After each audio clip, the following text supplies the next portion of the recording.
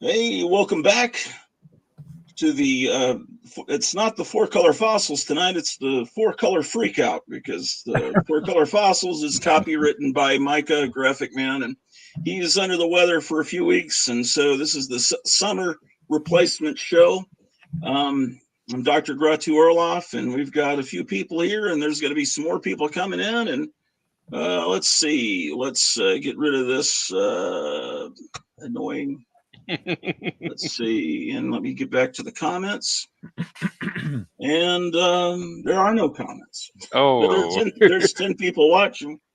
Let's see, I'm not one of them because sometimes I'm actually one of them. Oh, there's a new person coming in. What could that be? Oh, it's Kevin from Gotham City Comics. Oh, hello. Hey, can you guys hear me? Yeah, we can hear you. Turn your phone sideways, though. I will. I'm closing down all my stuff. Oh, you're closing down? Okay. Well, I'll go ahead. Oh, no, it's closing down all that. Closing down all the apps. Oh, okay. I'm going to go ahead and get started, and then we'll do whatever, and more people are going to drop in, I assume. So let's see. I remember how to do this. Oh, okay. Okay. All right. So we don't have to just do advertisements in comics, but that's the way I promoted it. I really wanted to open up the comics and look at the amazing and crazy advertisements that you see in comics. There's a book out called Mail Order Mysteries. I was given this as a birthday gift about 10 years ago. I understand it's hard to get, that it's real pricey on eBay, but it's a whole book about this. Love that book. And this is why I'm one of the reasons I'm so adamantly against slabbing of comics, because you don't see the ad. The great thing about this book, oh, something fell out. You get not only the ad as it showed in the comic, but you see actually what you would get, which is actually pretty amazing on that particular ad. Sometimes this fell out of the book. I guess this is the company that put out the book. But anyway, this is a great book, and this is the Raquel Welch pillow. That's what it actually looked like. Looks like it's inflatable. I guess it's inflatable. Yeah. I wonder how many of those still exist. It was $1.98. I remember that ad. And here's, this book is just unbelievably fun. Oh, there's new people that have popped in. Anyway, I'll get them here in a second. I don't know if Kevin has them there in his store, but he's got some of these Johnson Smith catalogs. A lot of those times, those ads would want you, the ones that had all the stuff in them, they would have you send off for a catalog, and it would have all the. This is an older one from. My magnifying glass. Man, it's from 1935.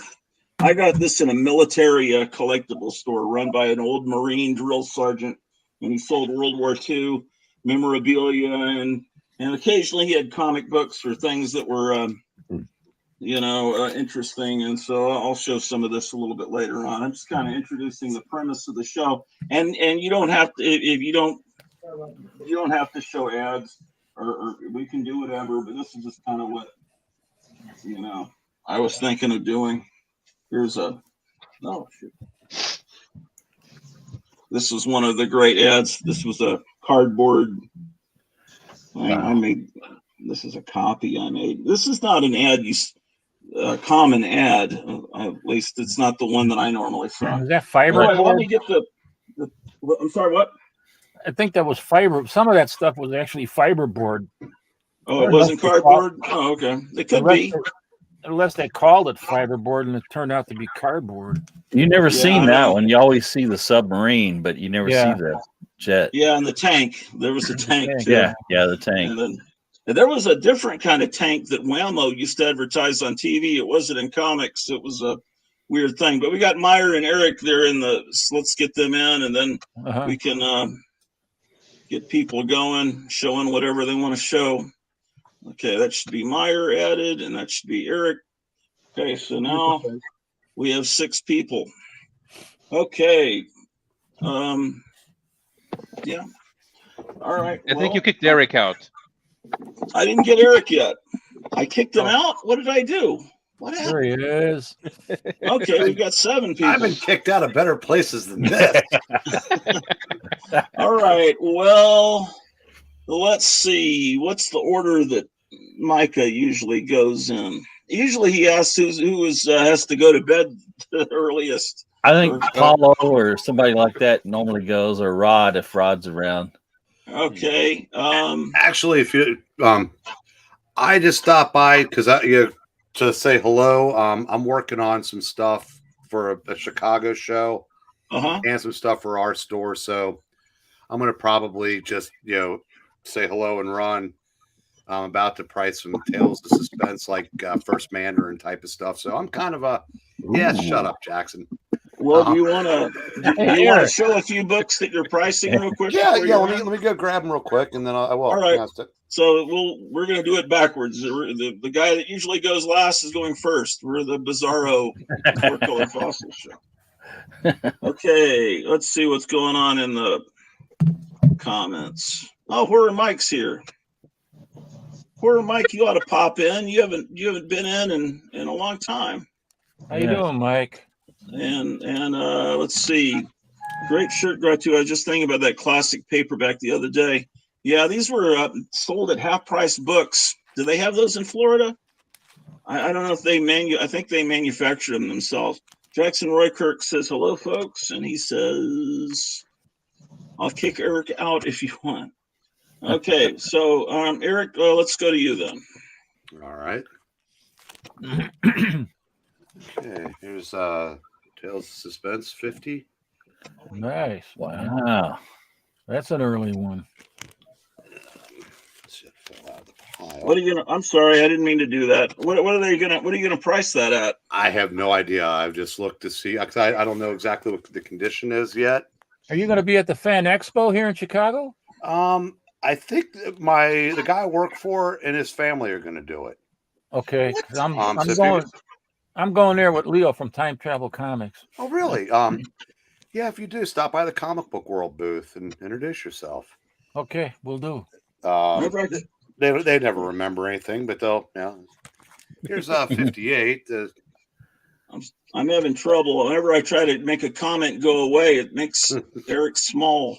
Yeah, sorry, Jackson. It just makes me small. It doesn't make me gone. There we go. That's a great cover. Dang it. What's going on? It's doing it on its own. 54, second Mandarin. Oh, there we go. Nice stuff. And this found its way into the pile. Here's Tales to Astonish 65. Oh, the new Giant Man. Mine's got magic marker all over the front of it. that issue. Here's Suspense 66. Wow. And this would be nice if somebody hadn't decided to cut the corner box out of it. Yeah. Oh yeah. Oh yeah, I didn't notice it. Show that back cover on that one, Eric. This one? Yeah. See, that's a common cover too. You see on the back. Yep. There, the artist. Yeah. Here's number 78 with a Nick Fury team up. Right. There's 79. Where I'm sorry? Did these all come in from a single owner? This was somebody who had passed years ago, and her collection was in the owner's basement. And I just got them out about a month ago. This is a woman's collection? Uh-huh. Oh, that's cool. That's unusual. 82. Nice. 83.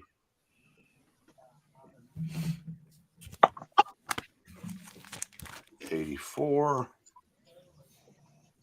Super Adeptoid. There's 85.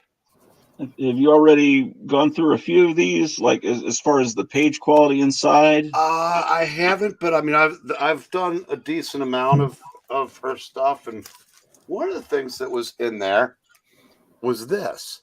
Oh wow! Ooh, This was in a box. I don't even know if they were hers, but they were in a box that were unbagged, unboarded, and I pulled out the first stack, and this was in it, and I got real excited.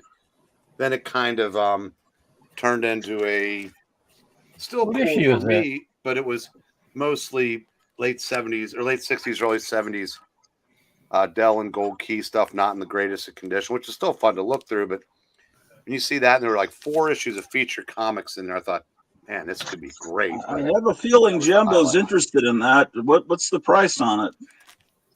The Doll Man, Yeah, yeah. 58. dang, Ooh. that's cheap. Can I call the store tomorrow and them have that? Yeah, I'll bring it in with me tomorrow.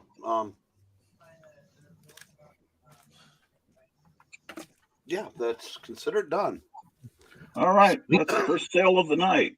I think it's, You should get overtime. there's 85.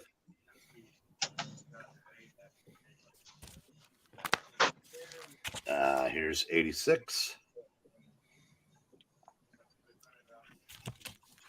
Isn't it weird that some people just don't collect these? They only collect once it only says Iron Man, and they think Iron Man #1 is like and so all these classic stories they just ignore, and these aren't that pricey. Oh, I know. They're the ones I'm showing now probably won't be. And then last one, If This Be MODOK. All right. Yeah, so that's all I have. Oh, Jack. cool. Well, Jackson, I think I speak for everybody. It's going to be in Chicago. Whew. I was going to buy that book if it was going to Chicago. That Doll Man's pretty nice inside. Yeah, it's. I would put this at somewhere around a 5 or so. So that's, I priced it to move. And What year is it from? 52. It was back when everybody was turning their books into horror books. Yeah.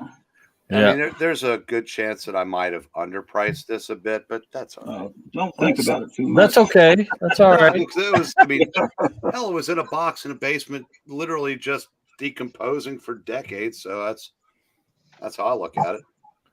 Well, that's great. What number is that, Eric? So I know what number to ask for and stuff like that. 43. Okay. Well, just keep it in your possession, Eric, and don't let it. Make sure it's held. Someone doesn't accidentally sell it to someone else. When will your next trip up there be, Jambo? Well, now it might be sooner than later. Did you say there was some other golden age, like feature comics? There were 4 issues of feature comics in there that were, in the mid to high 20s dollar range, because they're not that's one series that's not really expensive, right? Yeah. But yeah, then I thought, man, this is going to be awesome, and then I said I ended up I have a bag where I put bags and boards that I discard. Half of it's filled with books from that box because I mean I was coming up with, I said, man, this is missing like 6 pages. It's like so it's. So I mean, it was kind of a hodgepodge, but What's the name of that store again? You had Comic Book World. Okay. Okay. Cool. Well, let you get to what you need to do, Eric. Yeah, to say, Hans, if you dig up Eric, 'cause I know you guys like the film stuff there. If you film a little bit of one of your videos from our booth. Yeah, I probably will. With the plug, say, this seems better because I don't have to deal with that idiot that I do streams with. And yeah. Hopefully, he's got some of those other books there, those feature books, and maybe some other stuff, Golden Age or Silver Age. We unfortunately don't have a whole lot of that, but we do have some, what we call good books in there, and we are bringing those. But all right, well, listen, I'm going to jump off here, but I still have the link, so if you guys are still going later on, I might pop back on. Okay. That's right, you guys, and I will be watching. So have a good show. All right, take care. Cool. Yep. Later.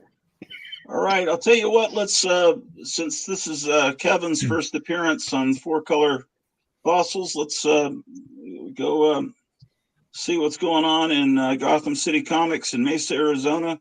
He's got some cool stuff that's just came out or is going to be put out next week.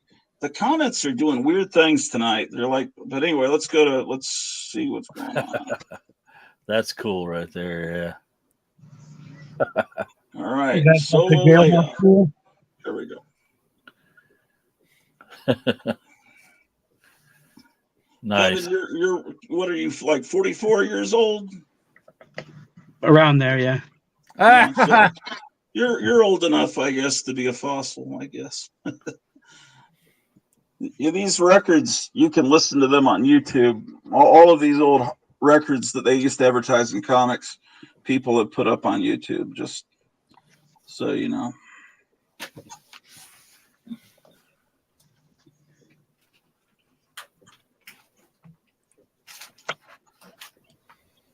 He's a Werewolf by Night. I just came across it has the Gale House Ghoul ad in it. Yeah.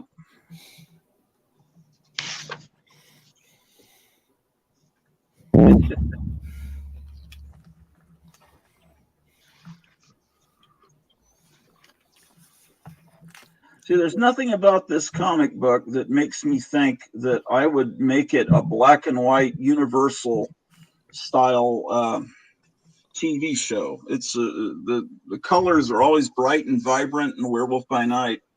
This is like it should have been like a 70s. It should have had a real 70s vibe to it, I think. Right. Everybody seems to love that Werewolf by Night TV show, but I thought it was yeah.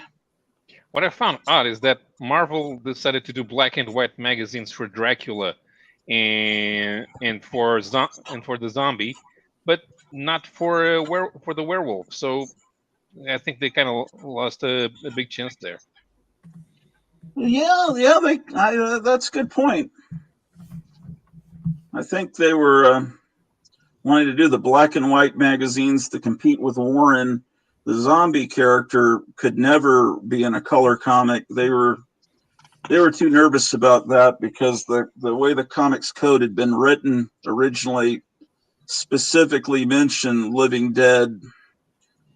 And technically a werewolf is okay because it's not dead, but vampires and zombies, they were still nervous about those characters.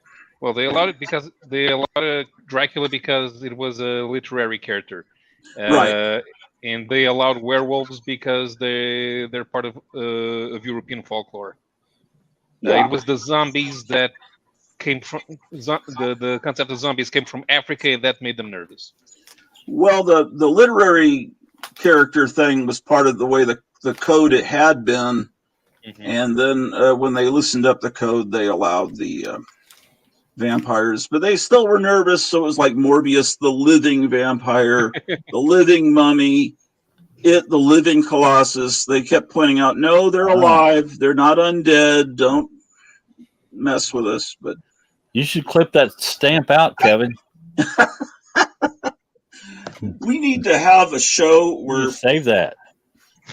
We need to have a show where we smash books out of slabs and the whole 2 hours, and then like cut out stamps, but like cut them out of books that are just torn up, just to give people heart failure. Or corner boxes. We can cut out the corner boxes. Yeah. Oh well. So there's a Man-Thing lunchbox that's coming out that I think was a San Diego exclusive. Kevin's got one on hold for me and one on hold for Meyer. Or one's coming. Do you want to show that, or is it in the store right now? I can show you guys real quick. Yeah, because what's so great about it, it sounds crazy, but it's a sentimental thing to me because my mother bought Man-Thing #1 when I was homesick, and it's the cover of the comic that my mom bought for me. And it's just, I can't even imagine if that lunchbox had come out in 1974. But it's just one of those things you just never think this would ever exist in real life.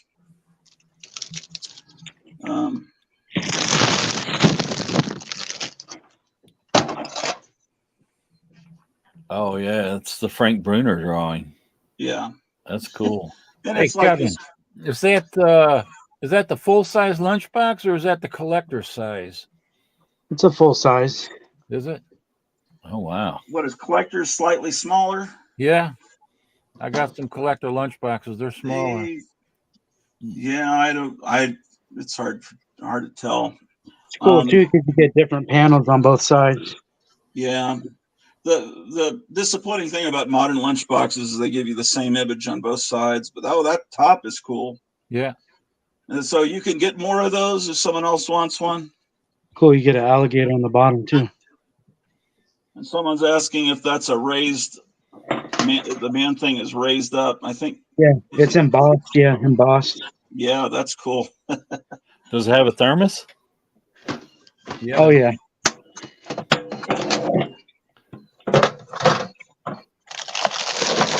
All right. So you can keep your swamp water cool. Yeah, really. Well, I didn't mean to distract you from what you were showing us there, but this is something amazing. And then you also have those little there's new Great Garloo toys. They're smaller than your fist, but they're really cool. He just got in several. I'm waiting for one that's regular paint, but he's got glow in the dark ones. Did you sell out of those? You still have some of those? We have them still.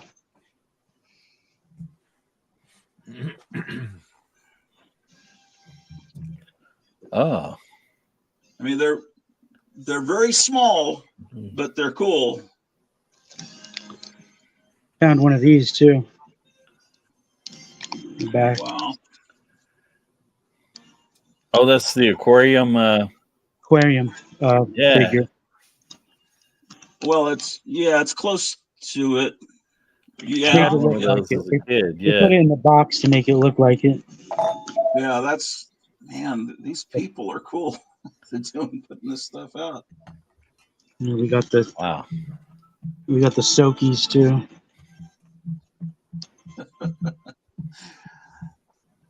We're turning you into an infomercial, Kevin. Sorry.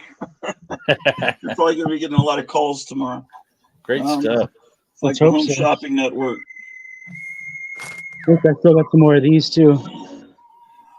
Now, Kevin, what is it you're getting next week? Like giant print sets of those? It's a print set with 13 prints from the Erie. The 13 craziest covers in print. Oh. So how large are they? I think 15 by 11. Okay. So I've got one. He's holding one for me, but just so you guys know. Yeah, you got 3 of those in, I think. And there's another jungle one, a different jungle pose. How is that comic that's made to look like a Harvey comic called Dwellings? That just came in today. It comes out next week, and it's already in its 3rd printing. Really? And it's not even out for next week. It's like a twisted Harvey comic? What's it look like inside? Well, I just did a quick glance at it, and there's a Moon Monster ad in it, so I was like, oh, that's cool. Wow. Awesome. How many did you get of that? I only bought one to try it out. Oh, okay. You never know with new comics if it's going to be good or not. Yeah, I had a good feeling about that particular one. I still haven't read it, so all I did was flip through it. Did you show us the interior? Yeah. You put this lunchbox away. Sorry, Paulo, I'll get you next because whenever I go to Kevin, I want to look at everything. And Yeah. Sorry, I'm not even letting him do his own presentation. It's like, show me that, show me that. That's all right. Oh yeah, look at the. They could never do that ad at the top left of this next page there. Octoon at the top left there. They could never do that today. With all the Nazi memorabilia, no, the next page. See? Oh, right here. Can you imagine? Adolf's. That's why I love these ads. All these people at Slab Comics will never get this joy. Because they say, well, I have the omnibus.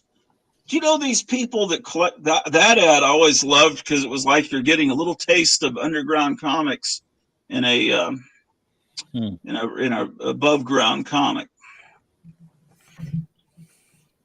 Wonder who did the artwork for that ad there.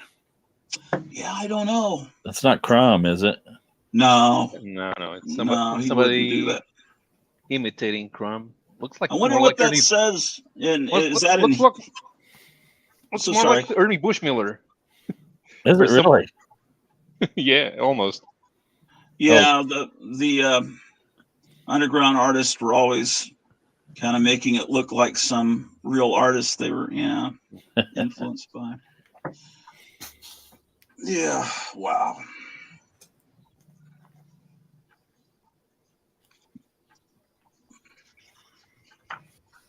Oh, there's the ad for the first Planet of the Apes issue. Boy, that made me so happy when I saw that ad. I was so into Planet of the Apes because of the CBS airings on Friday nights. So,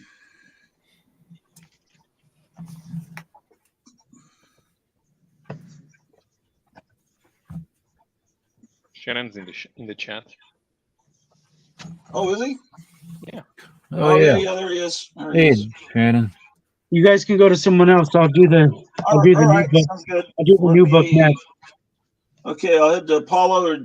Paulo doesn't need to send me something because he's got physical things to show us tonight. What did I just do? I just kicked Paulo off. Hold on. I hit the wrong I'm button. here. No, I know, but okay. I took you out of the stream instead. I'm hitting the wrong buttons all over the place tonight.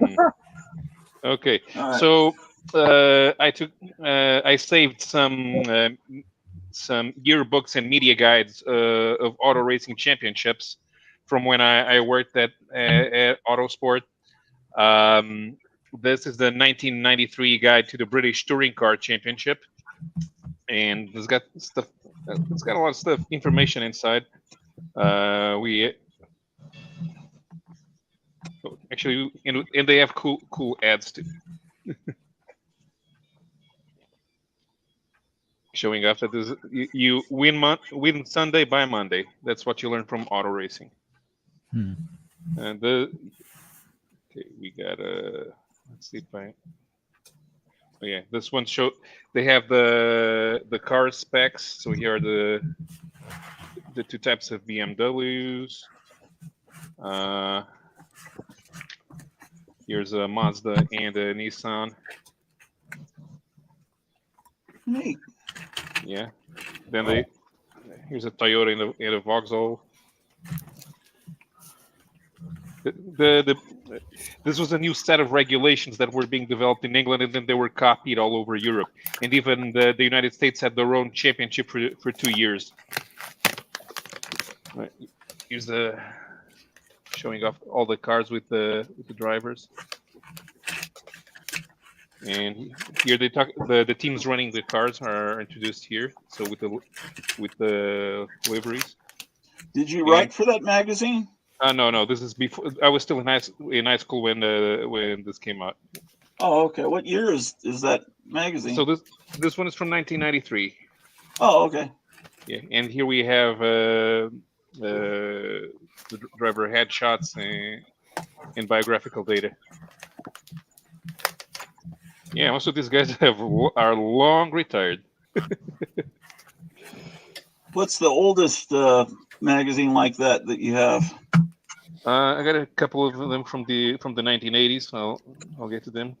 This is the follow-up to the previous one. So this is the '94 British Touring Car Championship. So it's in the same vein, although it's slightly different. So you have more room for the biographic details, which also means that you have more room to get the drivers' autographs. But also the cars still have the same space. Oh yeah, here. Also really. No, and the backup championships. So these ran in the same ticket. They were they're sort of like the backup features. Okay. This is the DTM Media Guide for 1991. The DTM was the German Touring Car Championship. So this is a different format. So it's not actually very practical. And this one is more text-based. So we have biographical details on the teams here, for example. It's in German though, but it's almost all text. So it's kind of boring. We do have pictures of the cars. They're in black and white. So here's the Audi V8 and the BMW M3. And here we have the Mercedes and the Opel Omega. The Opel Omega was briefly sold in America as the Cadillac Catera. It was smaller and more expensive than the Seville. And a funny thing, there was this guy in the DTM that insisted in driving this Ford Mustang. Of course, it's a Mustang. It's an 80s Mustang Cobra, which is the one that nobody likes. Yeah, and here we have biographical details of the racing drivers as well. Oh. So, yeah, this is German. It was a very international championship. So there were guys from Italy, from the UK, from France. Every once in a while there was a Canadian guy. This is also German. So this is the ADAC 95. ADAC, of course, are the main automobile club of Germany, and they're also in charge of most motorsports events. So they're showcasing everything that's happening in Germany that year, like the German Grand Prix, the Formula One.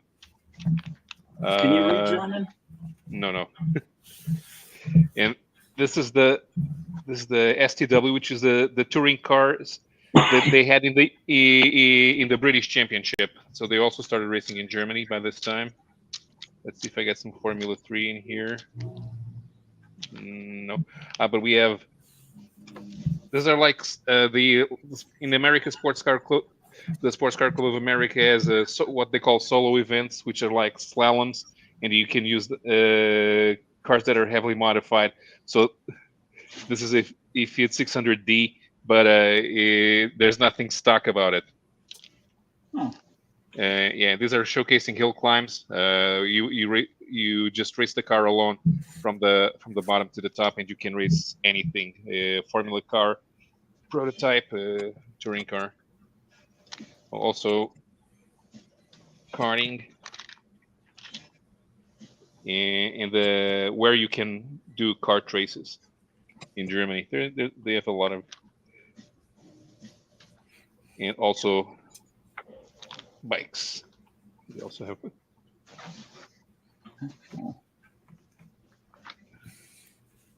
Okay, so this is an Italian yearbook, and if you, in case you wanted to order more copies of the book, it still has the old address that you could send for them. So these are in Italian, and we have all the cars from 1993 Formula One Championship. All the drivers as well. It's just they're in black and white.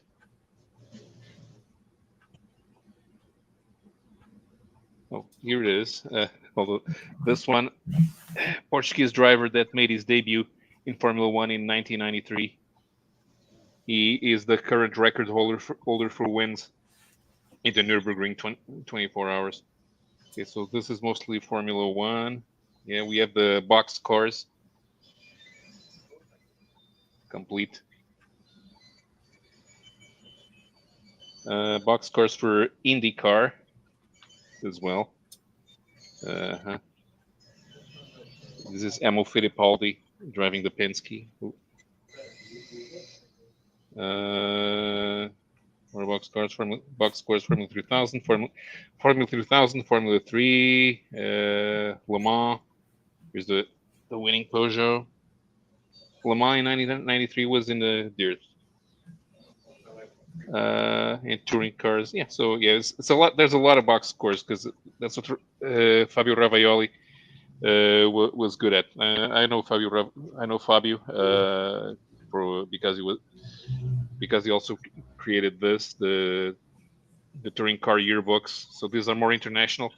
These ones came out in English. They also are full of box scores, and they have all of the national championships for touring car racing.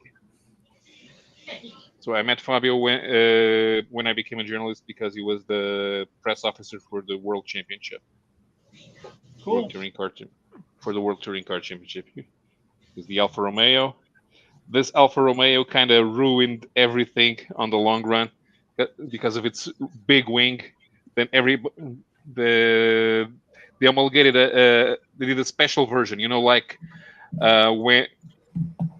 like when Richard Petty was driving the Plymouth Barracuda, and that it had that big wing, and that was created just so they could race it in NASCAR. And they did the same here with the Alfa Romeo.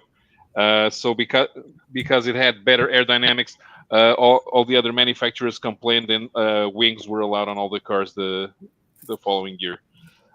Finally, an American guide, the 1989 IndyCar guide. That's Danny Sullivan on the cover.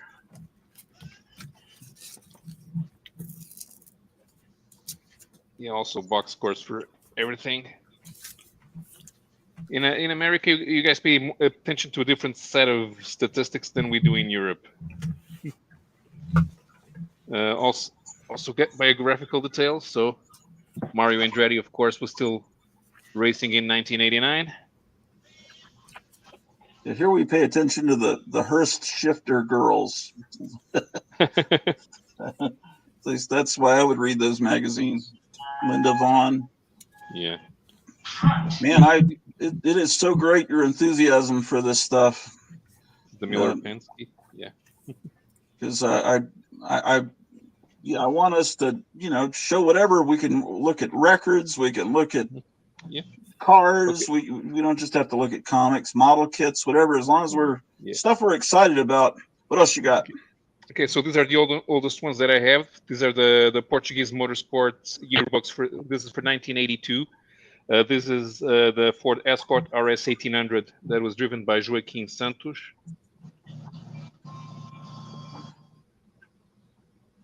And this one has more pictures in here. So in rallying, you had a lot of cars that looked normal. 1982 was a transition year in terms of regulations, going from Group 2 to Group A. Rally of Portugal. So Did you ever have demolition derbies there? Hmm? Did you ever have demolition derbies? No. That might be a redneck thing. We have serious racing. Although derbies aren't serious? This is the Audi Quattro. This thing made it mandatory to have four-wheel drive in rally cars if you wanted to win. That's cool. Oh, a color photo of the Diabolique Ford Escort. Okay, so this is rally.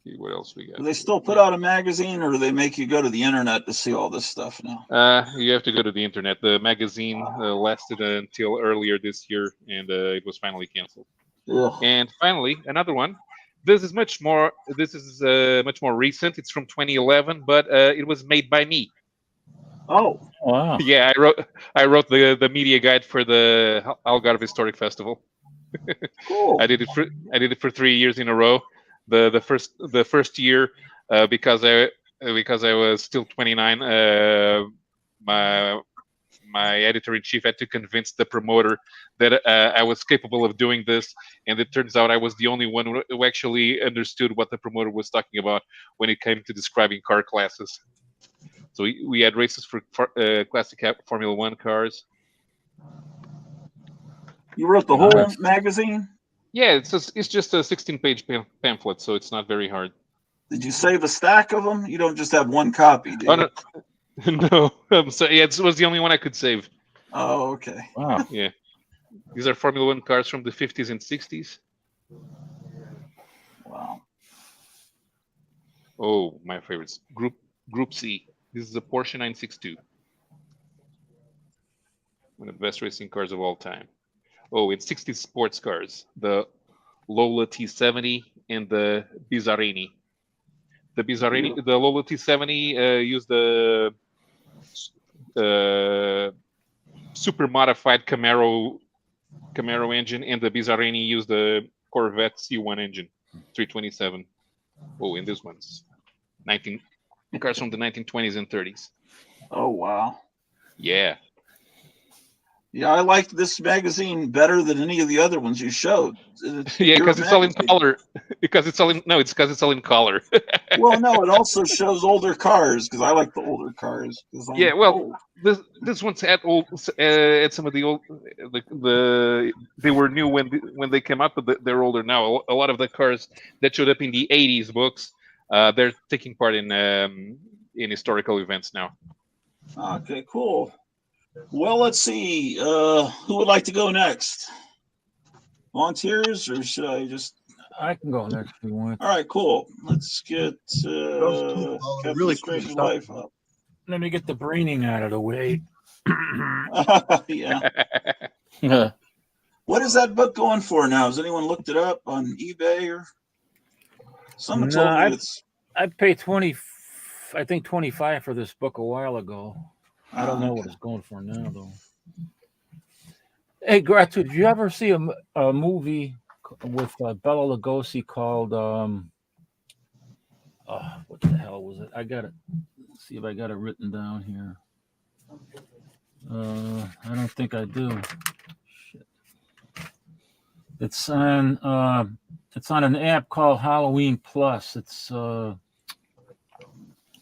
not the mysterious Mr. Wong. I think it was called The Human Monster. Years ago, yeah. That's he plays a character called Dr. Orloff. Oh, really? Yeah. I saw it before I came up with that name.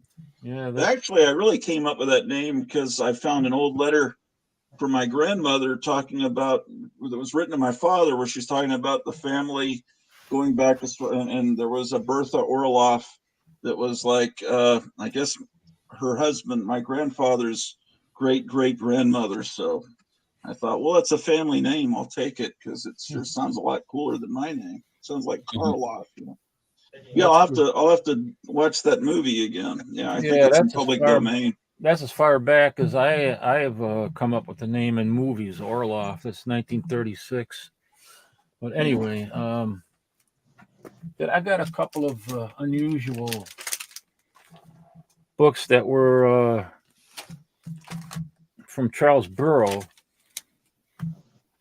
Uncle Charlie's Fables by Charles Burrow.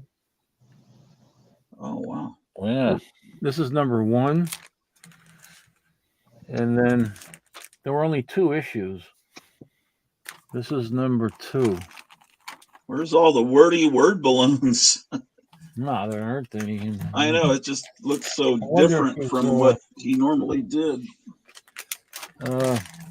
Yeah, right. This is. Let me take this out of here. And I think that's the way it's pronounced too, Burrow. I think, pretty sure. People have been telling me it's Biro. Biro, Gyro. I don't know. Everywhere where I go for name pronunciation, they say it's Burrow, B-I-R, Burrow. But I don't know. I could be wrong. Right? And I think this is a picture of him right there. Let me get that.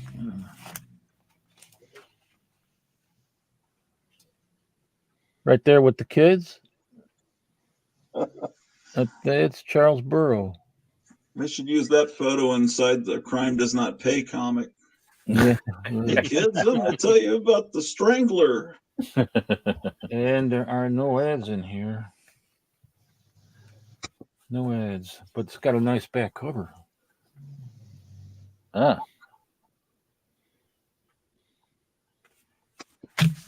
Lazy Giant. Micro chamber paper and put that in there. It's Biro. It's pronounced Biro. It is Biro? Yeah. Everywhere I go, they say. I talked to Mark at Dark Tower today. They're all incorrect. They're all incorrect. There's a book. Biro? Yeah, there's a book called Crime Does Not Pay by Dark Horse and Brian Azzarello. And in at the very beginning, he says Charles Biro, and then he says pronounced by B-U-I dash row R-O-W. So it is. And this Biro. is the guy who did all these they're all wrong. websites where you can, name pronunciation are all wrong, man. Okay, well, that's good to know. Sometimes you pronounce a name one way all your life. How are you supposed to know? Because really, until the internet came along, everyone just kind of was in solitary. We were just alone in our collecting. We didn't know how to pronounce. Well, like the other day, I was trying to figure out which way to pronounce Alex Toth.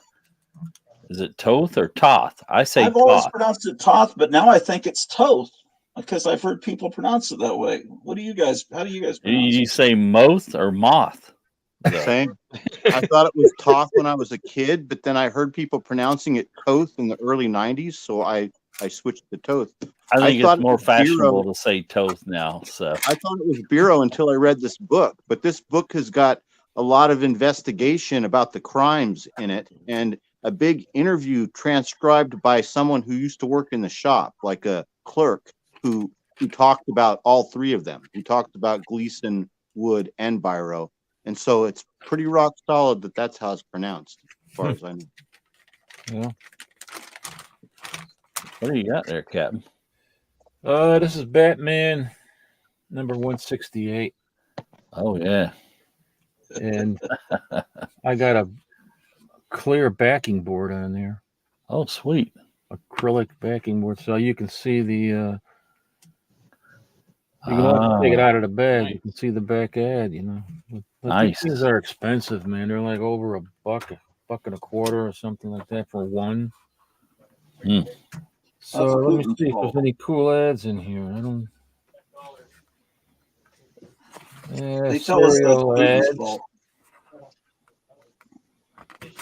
Yeah. See, Dr. Silveridge says, Shannon, same here. Got here in time to see the captain too. Okay, let's see if I can find. There's something I want to print. Was a full page color? Let's see, maybe this one has some nice ads in it. Detective Comics number 337. Oh yeah. Oh yeah, it's got some nice. I love that issue. Daniel Boone's. Nice. Yeah. Trek to old Kentucky.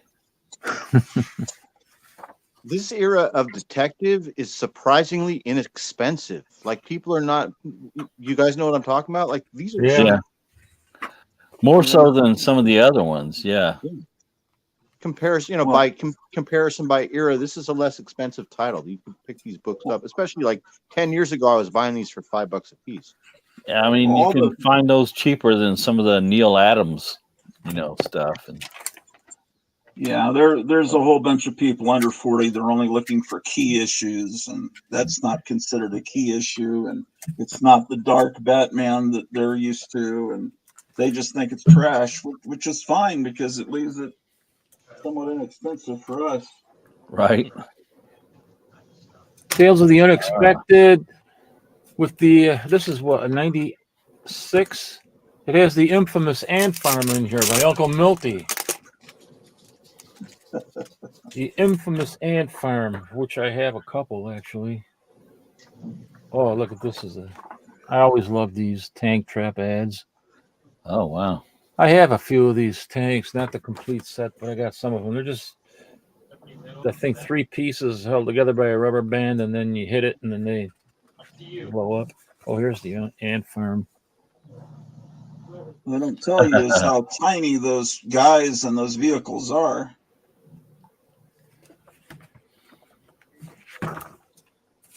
Yeah, I'll show you my ant farms. I got these back in the 60s. These kids, they gave them to me, and I never did anything with them. They were just stored away. Oh. Is your ants still alive, or did you forget to feed them? No, there ain't no ants in here. And I think, I don't know, they might have gotten these in the 50s, because I got these like in 62 or 63. But this is what it would look like. Wow. Oh, that's great. That's neat, man. That's really neat. I wonder how many are still in a box like that. Yeah. Booklet in there. Yeah. Still got all the info. I think they got. Oh, in the farm building. Yeah, this is it. There's a little farm up there, you know. I think. Oh, I don't think that they ever use this. There's some stuff in here. It's all over the place, though. I guess this is the.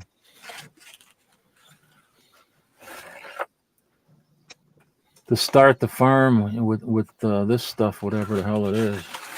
I hope they're not ant eggs. Oh no, the They puppets. call it sand for the ant farm. Oh, okay. That's really neat. I like that. I can't. I don't think there's no copyright on this. That's amazing. You still got all the information and everything with it. Yeah, I just put them away. I looked like they tried to use it, but I never used them. The box is awesome. I could never see a date on this. Not even a. It looks very late 50s to me. Looks like what? Late 50s to me, with just the design and the color plastic. I think there is a date right here. Turquoise. There is a copyright date. Man, it's so small. I never even noticed it before until now. It's 1959. Wow. You can kind of tell just from the Good little job, ant Grouchy. guy. I don't know if you can. Wait, I don't know if you can see it there. So they had ants in there originally. They had I think you had to send in for the. it says it has ants in it. Did The it? ants didn't come in the Oh box. yeah, it's complete with sand and ants. Oh, it did come. Wow. So Yeah. usually you had to mail in for the ants. Usually you would buy. So like I had ant farms many times, and I bought them for my kids. So in modern times, you buy that and you bring it home, and then you have to send something through the mail, and they send you the ants in a little container alive. Huh. Yeah, these have to be eggs then. But how do they make sure there's a queen ant? I don't know. You got to have a queen, I think, or else they don't do any work. They have nobody to work for. Those bums that just lay around. Yeah, really. I bet they're standing out on the farm there with signs and stuff. That's a whole. That's a new screenplay for Mattel. You know, they said they're going to do Rock'em Sock'em Robots and Polly Pocket. They need to do Ant Farm. That sounds like a good movie to me. Oh yeah. Okay, here the total. They got the circulation numbers on this from 1966. How many did they have out? Copies. They had a total of 340,000 out printed. What's the print run for a new comic? I don't know. Spider-Man is probably something like 60,000, 70,000. I don't know. It's pretty under 100,000. And what does it say here? Total paid circulation. Total paid circulation was 206,000 for this book. Imagine with Batman and Superman, they probably sold a lot more than that. Today, it's like nothing, man. Well, who's this?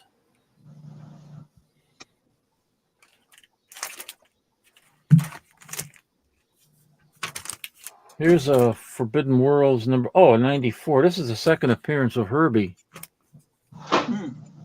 Oh. I think ACG had some of the best ads that I've ever seen in comic books outside of Warren. Let's take this thing out of there and see what they got.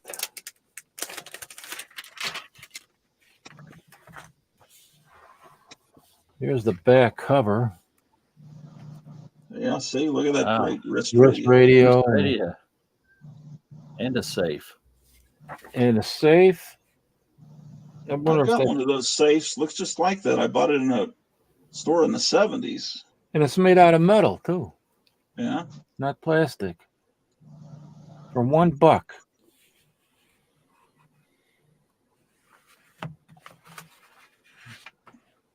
If you're lucky, it'll have one of those Grow Giant Monsters ads. It's like a chia pet. Don't be half a man. Be half a man and half a woman. Look at that. Look at that cannon on that other page there. Yeah.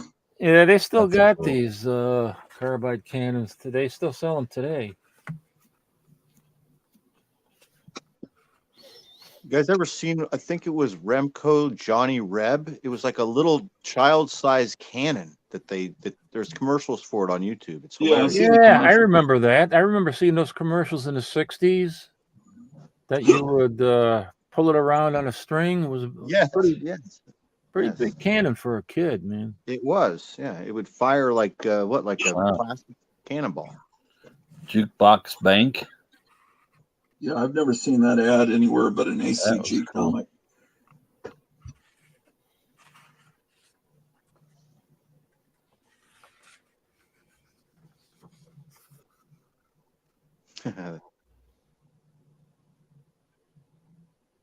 You see, these are uncommon ads that seem to appear only in ACG. I haven't seen a page like this in any other comic book. I've seen a lot of pages where they have multiple little gimmicks, on one page for sale from one company, but not like this. You gentlemen are correct. Don't call me any names.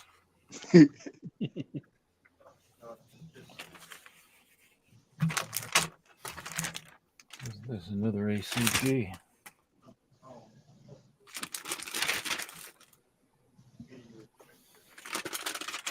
Let's see what pink this is. I wonder what year this is from. 1958. Holy shit. No, the back one. 1958. Good year. A very good year. Is that 94? No, 96. I don't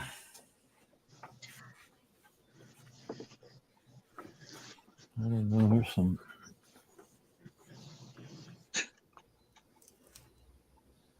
I wonder what the hell is that? Is that like a little machine gun that shoots little pellets? On the other side, what is that? A wasp nest? Paper wasp. Atomic smoke bomb. Oh. We'll deliver a wasp nest to your front door. Yeah. Amuse your friends. We need to send this stuff to Zelensky. The wasps are free.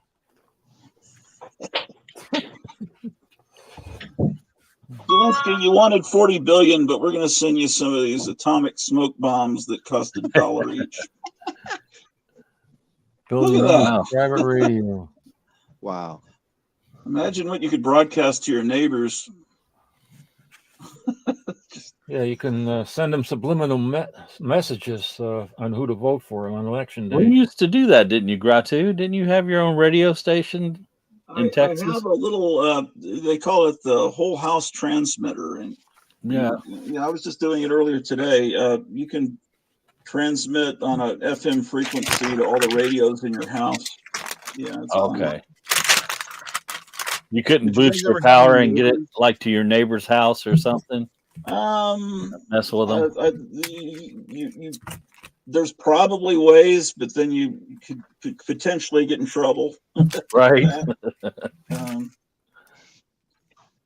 Did you guys ever do any ham radio or have any like neighbors or friends or relatives that had giant ham radio antennas in their backyards?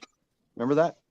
Oh. I remember people with those antennas, but I never knew anybody with one. All right, so we did. So not my house, but my uncle and my cousin's house. They had giant antennas, and they talked to people in Alaska. They had friends like in Peru and stuff that they talked to on the radio. It was really strange.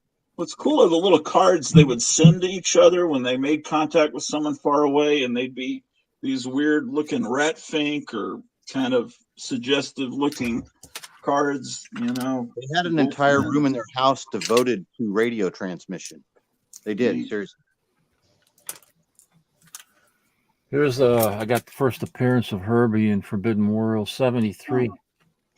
Oh wow. That's his first appearance. That's And cool. the greatest. Oh, I think you were just showing us, Gratu. Oh, yeah. That's cool. 98. Oh, and here's that tank you were talking about. Oh yeah. It's a mobile tank. Yeah, use your feet. Your feet is what makes it mobile. It doesn't even matter. Zelensky unpacks those. We send him 5,000 of those cardboard tanks for 5-year-olds. I don't. What the hell is this? A swallowing fish? Wow. And that dinosaur ad. Yeah, the ACG books are so much fun. I love Dell from the 50s, but they don't have ads. That's the only drawback of Dell. Because the ads are so much fun. And these people that collect the omnibus books, do you guys know that these people that collect omnibus books, when they talk about plural, they call them omnibus? The plural of omnibus is omnibus, because I was wondering, is it omnibi or omnibuses? But they call them omnibus. Look at all my omnibus. Omnibus. I just hope the whole bookshelf falls and crushes those people that collect omnibus. They have thousands and thousands of dollars of these books behind them on their YouTube channels. Oh my gosh, look at how great that is. That's awesome. What is that Mickey Mouse looking thing at the bottom? What does it say? Oh, it's a balloon toy. Wow, Disney's Mickey the Mouse. That thing's scary. Yeah.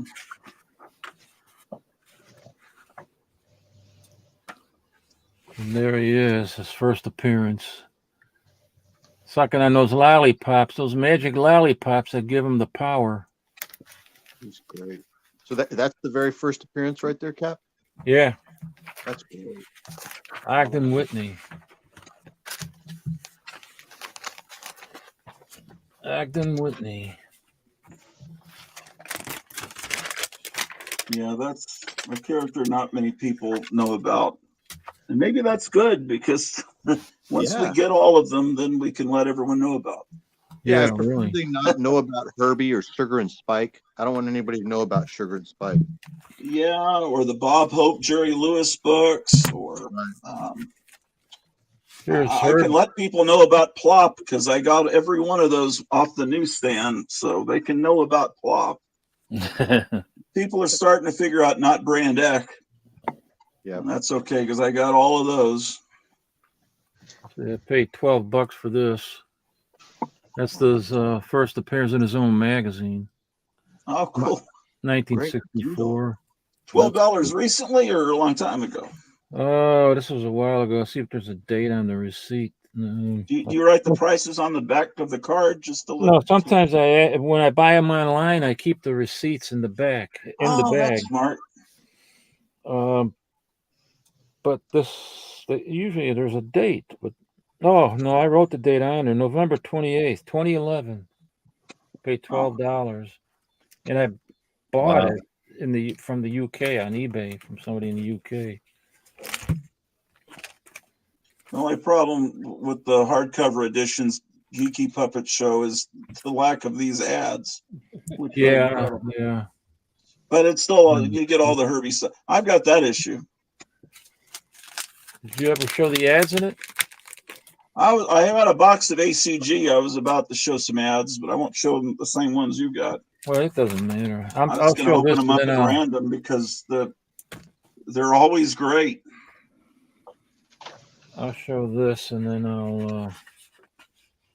There's nothing special. This is typical, I guess. Typical ads that you find in other books too.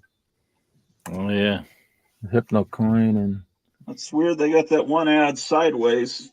You think he lured that woman up to his room and told her he would draw her, and was using that thing there to put it onto his paper? Yeah, I don't know if those things really worked or not. I don't think that they really did work that well. But this is unique because I've never seen any other ad like this for 132 Roman soldiers. I always see the one that was done by Ross Heath. Yeah. I've never seen this except like Gratu's talking about it, and I only see it in an ACG book. And there's one ad that usually is on the back cover that's a photograph, and it actually shows what the toys look like, that they're flat. Yeah.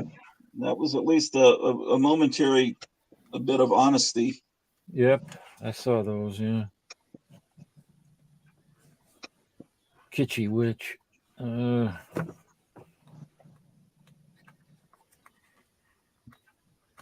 think that's about all. That's about it.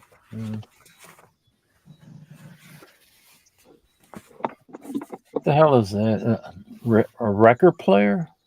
What? I'm sure that was not good for records. Whatever the heck that's. Maybe that's the forerunner to the disc player. Yeah. As seen on the Johnny Carson TV show. Well, tiny talkie record player. It would be good to take into record stores. People like portable record players to go and listen to 45s, see what they're like before they buy them. Oh, and here's a little. You can get a genuine dinosaur bone right there.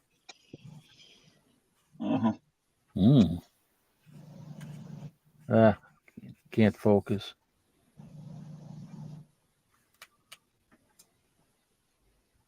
What is that belt supposed to be?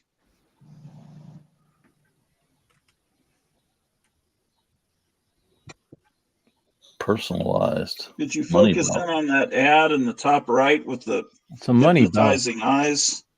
That's a money belt, the other thing. Oh, okay. How to hypnotize and control others. in your homeroom.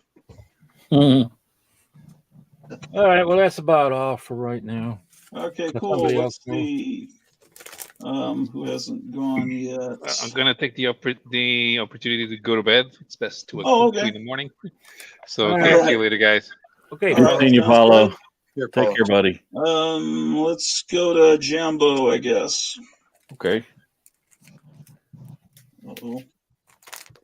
My computer went to full screen. What? I didn't even know it could do that. Hold on a second. No worries. My computer is freaking out. There we go. Okay. I had pulled a bunch of comics and just took the backboards out. I was going to show it now. Oh, those are great from the Golden Age. Like the Rapunzel doll there or whatever. The era. Well, that's kind of a sexy pose for a little doll. Yeah, Kind of it's weird, a little, right? little disturbing. Yeah, it's kind of That weird. talking little midget cowboy guy. Yeah. This is like a Jeffrey Epstein issue. The peanut butter or the peanut bank there. Hey, hi, Dax. Silver Age. Yeah, I thought that was some kind of of this weird. era, and also this Lev Gleason, the ads, and there's some other titles like maybe Target where they look kind of grimy. You know what I'm talking about, Jamma? Where the ads look really sketchy and cut rate by comparison. You're like, ugh. Yeah. Baby Ruth trying to do a sales pitch here. They want you to buy a bunch of candy bars and make cookies out of them and send them to the troops overseas. What is it saying you're supposed to tell your mother? Tell your mother to make tasty, crunchy cookies with Baby Ruth. Rich and dextrose. Tell your mother to throw one in a swimming pool and watch the fun. Yeah, that's what happened in the Caddy Shack. Says, send a box to the boys in service. So pretty cool. Yeah, that's what you need to defeat Hitler is a bunch of Baby Ruth bars. Cookies and candy bars, man. And here's a Daisy BB gun. Yeah. And it's not the one you normally see, but I do like that ray gun there. It's like the Buck Rogers ray gun. That's great. That's great. That's Daisy made a ray gun? I think so. Yeah, it was like the Buck Rogers. I had a friend that had one, and it looked just like that. It was awesome. Did it fire BBs or what did it do? Well, I don't know. He didn't let me play with it too much, but it was all metal. I do know that, and it was well made. Yeah. But yeah, it was very cool. I love how patriotic this ad is. It's just showing it's part of our heritage that you should have this BB gun. Got the kid there with the gun and the cowboy background there. What does it say? A young boy's Bill of Rights is what is American boys Bill of Rights. That's great. What's the comic that's on? It's on a Atlas. Oh, Margie, yeah. Margie, yeah. And everybody knows this. I got this from Kevin. So this is a reproduction. But I don't know if you ever wondered what was on the back of it. You would expect something more, provocative, I guess. Fiesta dress. But you get a nice Fiesta dress for $5.98. I always wanted one. It's kind of expensive, really, for back then. $6. It's cool that they're doing all these replicas of these old comics. I mean, not just what Marvel and DC are doing, but PS Art Books now are doing these replicas. Look at that. These were markers made to look like bullets, I guess. Wear that to class. Wear it and write your own secret codes. Is that what he says? Wear it on your belt. Silver bullet pen set. Okay, here's a Nyoka. And this just kind of had some house products from Fawcett. Yeah. Is that like a chalk statue of Captain Marvel at the top right? That would be cool to have now. Yeah. Makes sense. I have the Flying Marvels. Do you guys have the Flying Marvels? Yeah, I've got those. Yeah. Yeah, I got some of those too. Are they like balsa wood airplanes? It's just paper. Yeah, kind of like paper. Thick paper. Do any of you guys have the Marvel heroes of those? No. No, I don't.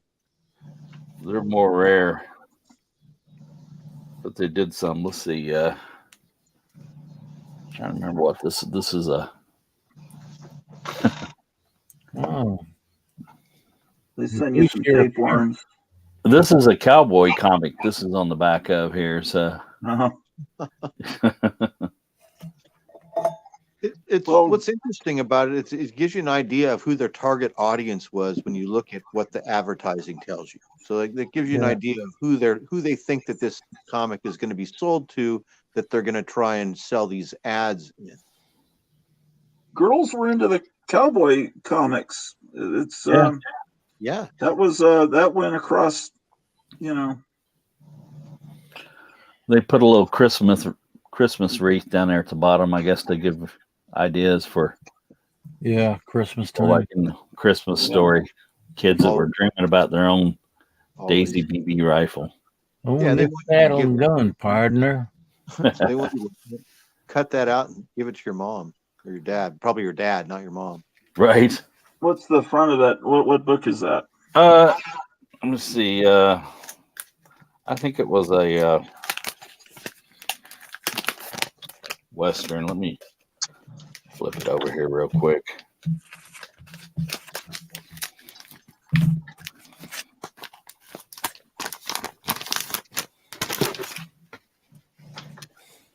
Yeah. One of those I got from Kevin there recently. So DC, yeah. Yeah. Very nice. I don't think he's had a whole lot of. I don't know. He had some nice Joe stuff there. Yeah. Oh, that's great.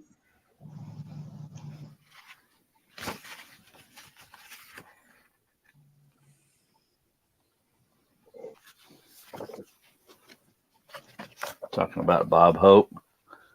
Kind of a house ad for that.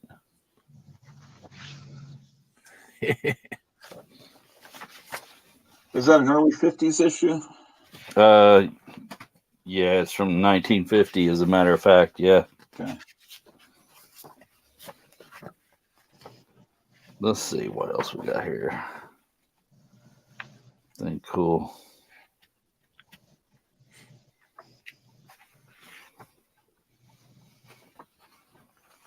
Yeah, they even invited you to destroy your own comic there. Nestle Crunch. It's my wife's favorite chocolate bar.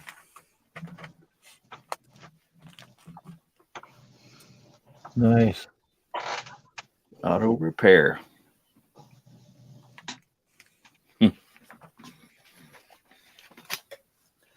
So at that time period, am I right in that Roy Rogers was with Dell and his wife was with DC? Yes, I believe so. Yeah. Isn't that weird? Yeah. Here's a famous Funnies with a nice Tootsie Roll ad. Is that Captain Tootsie in there? No, I don't think he's on this one. Well, no, I think he is there in the middle, right? Yeah. Oh, yeah, there he is. There he is. That was a creation by C.C. Beck. Well, he had his own comic there for an issue or two, right? I don't know. I think he did, yeah. Do you remember those cola ads that they would have in the 40s comics for something called Cuba Cola that didn't even exist?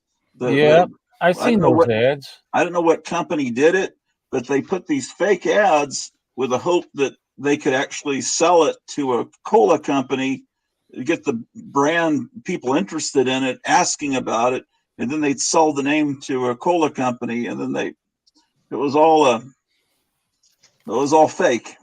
Yeah, so if there's no demand, you have to create a demand, right? Spot reducer. I could use that on this cover, right? Spot reducer. If you've got a fat dog named Spot, you know. Oh, cool. Yeah, that Marilyn Manson idiot, before he became famous, he was a rock journalist, and he wrote about this great artist named Marilyn Manson, and then he became that person, and everyone was like, how do we see Merlin Manson? He didn't even exist. He created it. I guess that was a brilliant moment. I just don't like his music. I'll show you one or two more. Okay, this is from 1939, right? Wow. Shadow, and you would think that would have a great ad on the back, but not so much. Well, it's a beautifully designed ad. I love the colors. Yeah, I mean, it's just probably really nice pens too. You know. Yeah. Maybe you should reevaluate it. That's a cool ad. I think it's pretty cool. And it once again gives you an idea that comics were for everyone. That's back a pulp, when, though, right? Yeah, that's geared towards somebody older than This a is kid, for really. magazine. For 30 to 40-year-old people. These are for adults. Right. Well, that's a pulp. Yeah, they geared that to older audience. And you have the crossover audience of the radio show too. Here's one that's got a jewelry ad. I don't know if that's a Mark's America's Greatest or not, but I'm sure that would make it more valuable. Except every issue has it. What's the comic? Interesting ad, though. I don't know. I don't remember now. Let me check it out. Oh, you must have flipped the book around. I did. I flipped the them. front. Oh, I see. I'm sorry. I'm putting you through all this trouble. That's okay. Great idea, Jambo. This is a reprint, actually. I wish it was real. Cool. Oh, okay, look at that. Yeah, but who could ever afford that original? I cannot afford that. So the thing about that, I love the cover, but don't they look like little kids? They do. They kind of look like elvish or something, you know? Yeah, they look like hobbits. I don't know if that's supposed to be Buck because Buck Rogers is in this. I don't think I think that's supposed to be Buck and Wilma. Yeah. Is it? That's what I always thought. But that's probably my favorite cover of that run. I just like the creature looming in the doorway there to the spaceship. Is that a currently available comic? I mean, a replica facsimile? Yeah, this is a replica. I mean, is it like on eBay now, or they? There's a guy on there that sells books, and it's called the Three Auctioneers, and he reproduces books like this. And I think I gave $8 for this, but you know, oh wow, when am I going to be able to afford one? You know, so I just wanted to check it out and to have one, and you know, you get all the same stuff inside and everything. It would cost the same. The original would cost the same as one of those sports cars Paula was showing you. Yeah, probably. And I was trying. This one don't have that many ads in it. Oh, that's cool. Rocket Ranger. So there's a slight sheen gloss to the page. Yeah, it's not newsprint. It's similar, but it's not quite. Yeah, that's all right.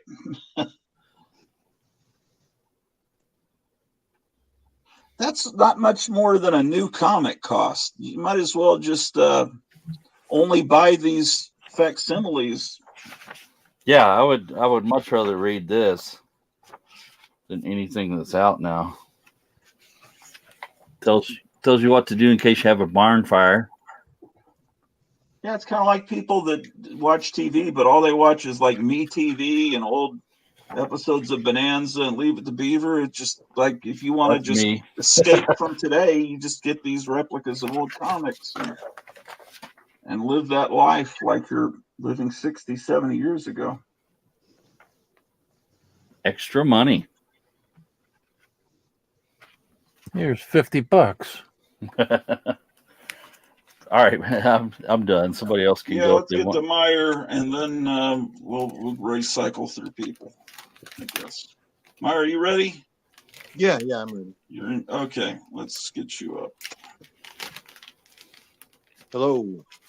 All right, let's go. Just keep going. I'm just gonna go. This book. It's the Guinness Book of World Records, 1977 edition. I got this for Christmas. This was like a very valuable piece of this. This book was very valuable to me when I was 12 and 13. All the boys in the when you went to the school library, they wanted to get that and the Charlie Brown books. That was the only books anyone cared Yes. about. Or Believe It or Not books. Oh, yeah, I remember that. Same time period, the Starfleet Technical Manual. The big deal. Remember this? Did you actually read it? Yeah, I went through every single page. This is another thing that this was like all of this is Christmas morning type stuff that I like poured over, like every page. Went through all of it. I went through all of it. These blueprints. The only one of these blueprints that I ever hung up was the R2D2 one. I hung that up. Let's look at this. So I showed this recently, and it's a parody monster book, right?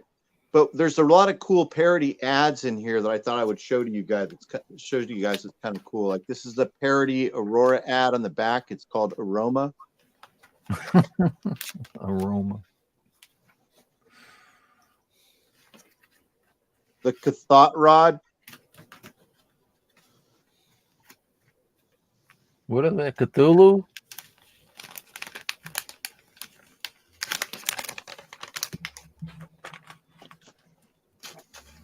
And then look at this in here.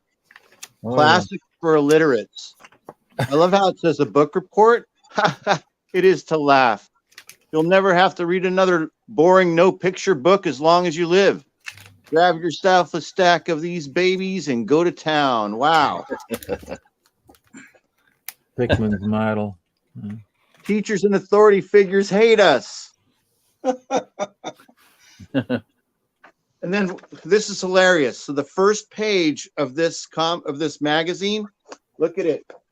See this? So immediately they're making fun of Forrest Ackerman, right? Because remember how he used to do this? Yeah.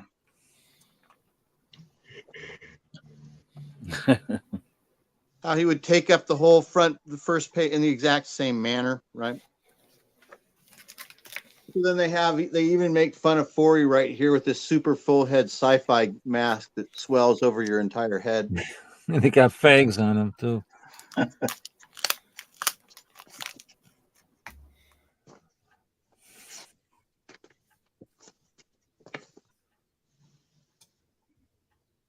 Live taper.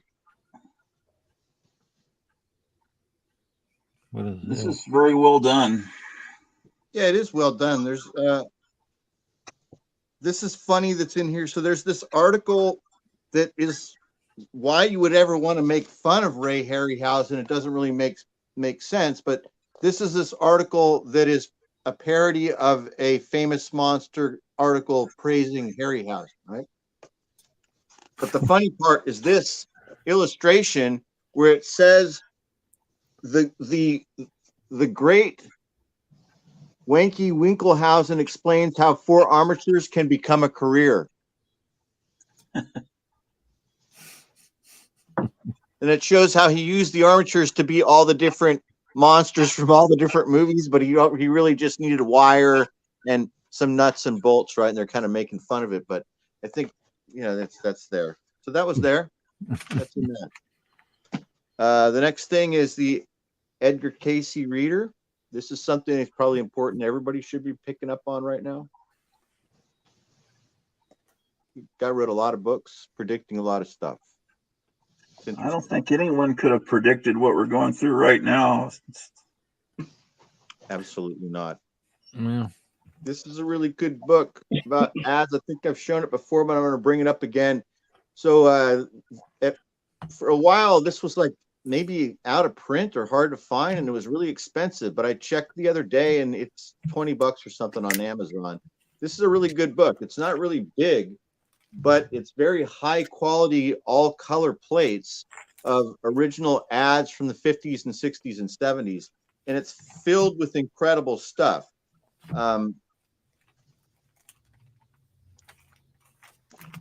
Oh, nice. And it just kind of seems to go on and on. It's rather random, but it's very expertly curated. Look, there's our guys over there.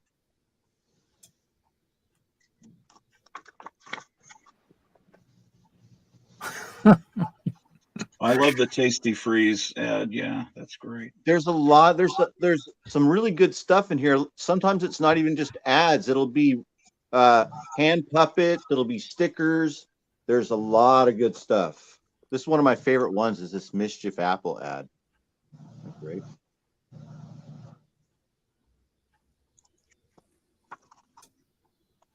This book also reminds me a little bit of Paul Rubens and Pee Wee Herman.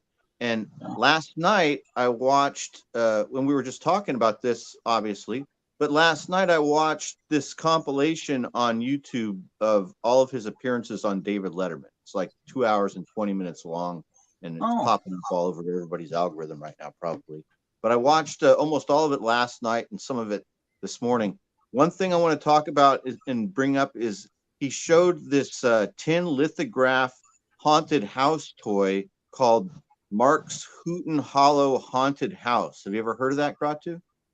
Yes, I don't have one, but yeah. Yeah, I looked at it and saw the appearance and looked at that and then rewatched it closely, backed it up, and then talked to Kevin a little bit about it and then did some searching, and it's very rare and expensive, but what a cool toy. It was really cool. It's not a bank, is it? Where it pulls out a quarter? No, it's a large tin litho toy with about 6 or 8 different actions and kind of a control panel on the side, and you push buttons and it does different things. The door pops open, a cat jumps, a skeleton comes out of the chimney, right, Gratu? You've seen it, pretty large. It's about this, probably about 10 by 10 or 12 by 12. Anyway, he showed that on one of his appearances on Letterman. So there's a video of all of his appearances on David Letterman, and that period of him doing those appearances on Letterman is part of what gained him popularity, and it is what gained him popularity and notoriety, and made him able to get the pitch for the movie and to become world famous. So at the beginning, he was just showing up on Letterman for 10 minutes every 2 or 3 months. So, and really after 2 or 3 appearances, people loved him. Like, you remember this, Gratu? This period. So on his third appearance on the 3rd episode, he comes out and the crowd is really excited, like they know who he is now. They're not just laughing at how weird he is. And he brings out a newspaper with personal ads, and he reads a personal ad out of this newspaper, and it's like the old days of people looking for dates or pen pals or something. You know how personal ads used to be in a newspaper. And in that personal ad, somebody wrote, looking for someone with great taste into Pee Wee Herman. And he's like, look at this, someone knows who I am. And he was like super excited, and it was really kind of an interesting thing. So it reminded me of these really weird, creepy personal ad newspapers that I used to get, and called Baitline. See, look at that beautiful right there. So this was a really weird situation that happened, where I was going to Golden Gate Park, going to these to the zine fests and stuff. And one day I fill out, like, there's like a table with this newspaper. Like, look at it. Like, it looks like totally innocuous. Like, it looks like it's like, wow, cool, San Francisco counterculture, right? Just don't look too closely or read anything. So I just put my name on a mailing list, because the guy says, we'll send them to you free. They never stopped sending them to me. Look at the stack of these things. There's just stacks and stacks and stacks of them. And they're like kind of what Pee Wee was talking about, but they're like only 10 years ago. And they're like the real weird ones, where there's actual letters from prisoners in here. There's actual weird people trying to do strange things in here. It's like, but it's all pre-Antifa though. So it's like pre-political. It's totally pre-political, but it's just weirdness. That doesn't, and it's also pre-internet the way we use it now. This is 2013, 2014. And some of it's really artistic, some of it's really literate, but then some of it is weird prisoners asking for pen pals. You know, there's a little bit of nudity in here, but you know, it's mostly, you know, nautically themed because it's called Bait Line and it's from a beach community. But it's all the weirdos in the community that made this stuff.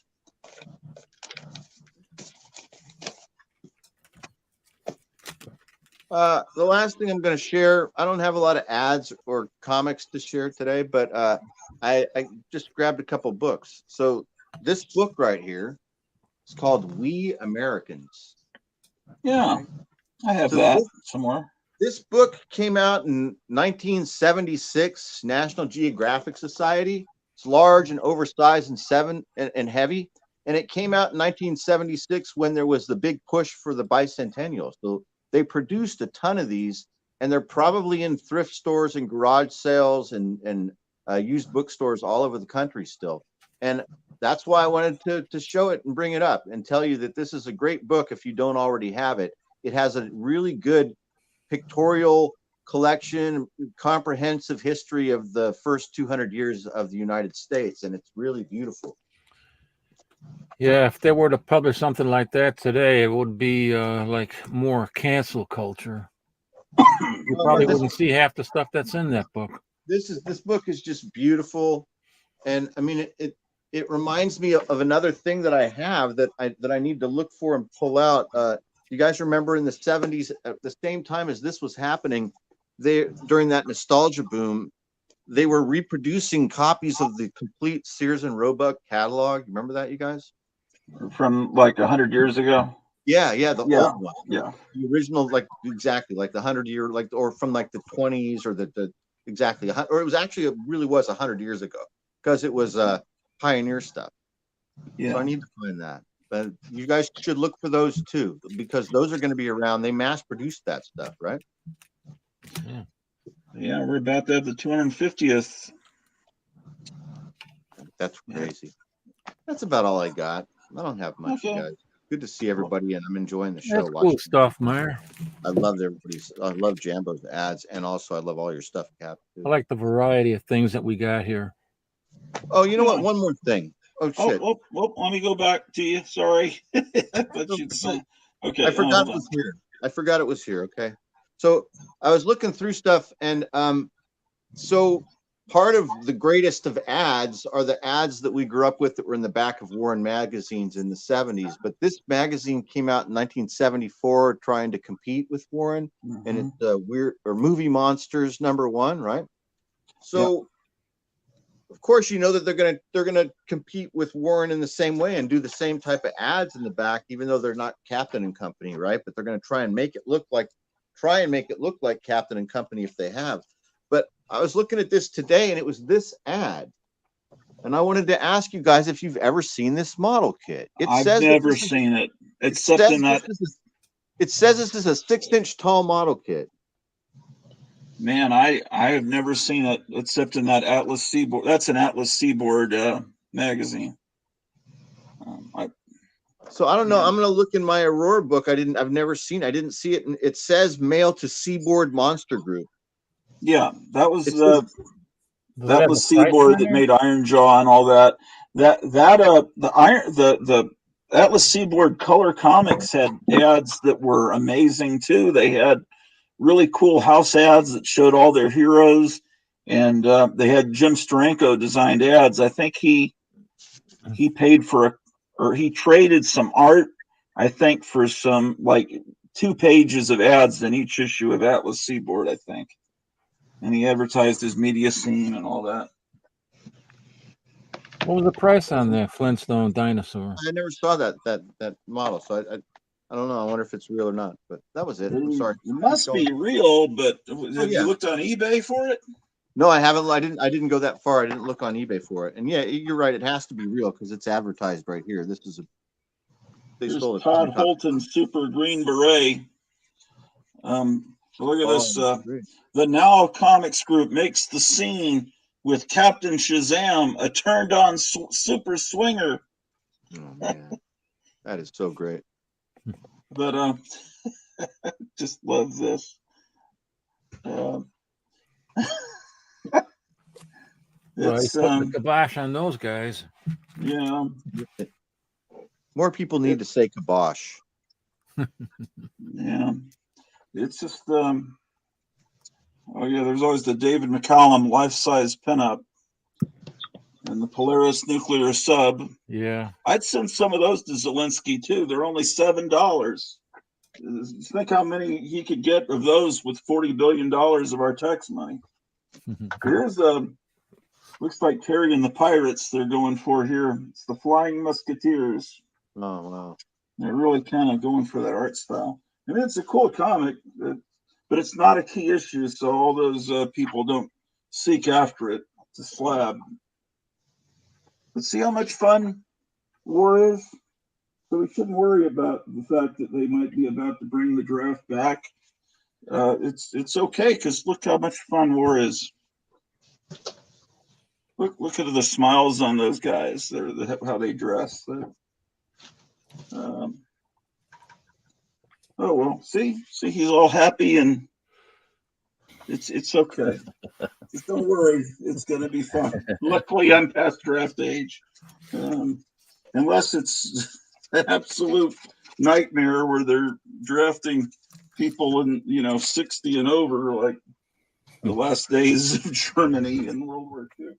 Let's see what else we got here. Let me pull out. Well, I'm not going to brain you. I'll just pull out this is one you didn't show, right? You didn't show this one, right? Let's see what's in this one. It's already open. A new jet engine. Lowest price gas engine. Yeah, there's that carbide cannon again. Yeah. I have to get me one of those, I've got to find this one ad though that's so cool that has here's a night ad, 104 nights. Oh yeah, I have that. I got that. This is kind of what you would get is something this size. I mean, I don't know if this actually came from. You would get soldiers this size, and sometimes they'd be flat. And, there's like a German soldier crawling along. It looks a lot bigger. Trust me, it's smaller than a cockroach. But it's cool, I guess it's like, would that be in scale? You could put it with you have good eyes, you could paint it and put it with your in scale train layout. That looks more like HO. Yeah, 187 scale, maybe. Yeah, 1/72nd, maybe 1/72nd scale. Airfix. There used to be a company called Airfix that sold sets in that scale at hobby shops. Yeah. Little military figures of all different eras, and and they even did like Tarzan ones, Zorro. This is cool. In this issue of Gasp #1, they've got an ad for the Rocket Blast Comet Collector. The Oh yeah. Oh, that is cool. Yeah. And I wonder why they didn't try to advertise in Marvel or DC. Here's one of the classic ones. Yep. I've never seen that, what that really looks like in real life, unless it's in that book. It might be. They took that from the movie. Ad. I'm sorry, what? They took that monster from the movie with what was it called again?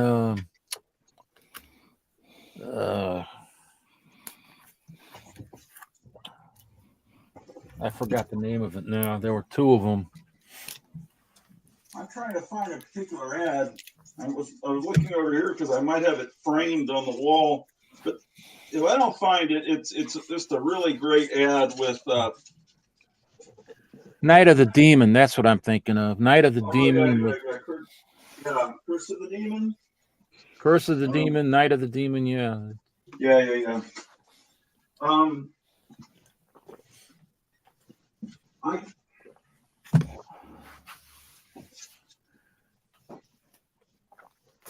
just take these two off the wall. So you can just frame a photocopy in a cheap dollar store frame, and then you've got something cool. Yeah. This was an ad that would appear on ACG, but just pulling random issues, I'm not going to find it.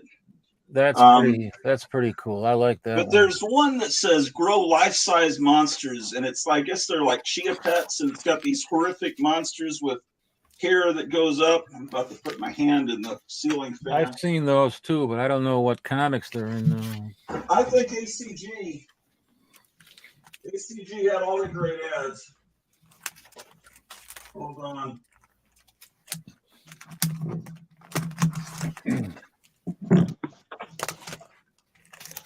I'm going to go to Kevin because he's still at his store and it's way after closing time, and I can show my shed anytime on my show. So let's go to Kevin. Oh, There we go. yeah. See, they made this. Wow. 3D printed this thing. This is a new thing that's currently available. Do you sell these at the store, Kevin?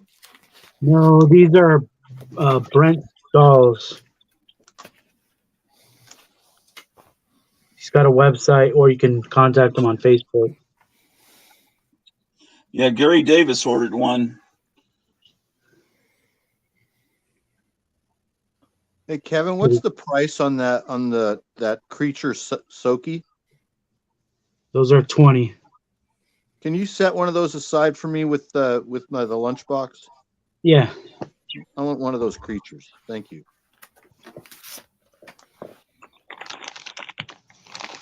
Well, that's very nice in the original packaging with the little. Does that have the handhold at the top? Plastic handle. Yeah. Gotham City Comics, the official supplier of 4-color fossils. Yeah, I mean, I just can't even imagine if discovering a store like this. My friend had that painting. He had that original painting. And the real painting in real life, the image is flipped. The guy with the fez is on the left side. The original painting is not much bigger than the magazine cover, but I've seen an actual. Who did that artwork? Do you know, Kratu? Yeah, it was. Oh, my Alzheimer's hitting me. That looks a lot like it was what's going on with my brain, man? Would your friend ever sell this painting? Oh, I think he sold it, but my friend passed away a few years ago. I might say the inside of the magazine. Who did the cover? Oh, what's the main guy? Why can't I think of his name? Not Earl Norham. No, the main famous monsters guy. Come on. Basil Gogos. I'm sorry, my mind just did a brain fart. Yeah, it's a Basil Gogos painting. He had several Gogos paintings, and then he had some of those Reynold Brown paintings of the AIP monster movies. He had Revenge of the Creature, the original painting for that. My friend had money. He was from a family that had money. And then he went out to Hollywood and worked in the industry, so he made more money. So he had a lot of stuff. The back of this one's real clean. Yeah. Wow. Such a great ad. Sometimes you'll look into the copies that were there at the Captain Company warehouse that they would send to people when they ordered them. That are in very good shape. I think this is my oldest one. I think this is my oldest issue I have.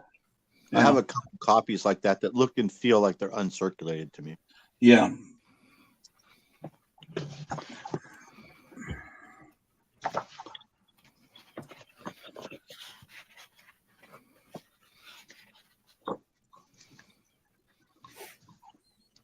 Yeah, the Warren had amazing ads. I notice how much I say amazing. It's really obnoxious when I watch my videos. I gotta watch that.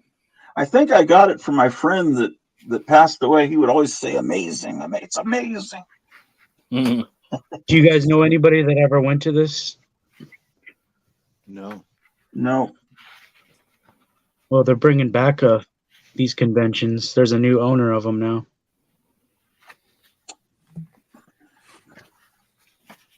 Well, they have something in the town close to me, Lexington, Kentucky, called Scarefest, and it's kind of like that. They have people who played in a lot of the horror movies that's still alive, and then they'll have like memorabilia like this and some old stuff, and sometimes comics and things like that. It's pretty cool. Looks like Christopher Lee just woke up. That's a pretty. Look at that painting of Christopher. He looks like that's the Christopher Lee's brain damaged brother. This is probably one of my favorite covers. Yeah. Oh yeah. That's right up there with the National Lampoon dog cover. That's one of the greatest magazines ever.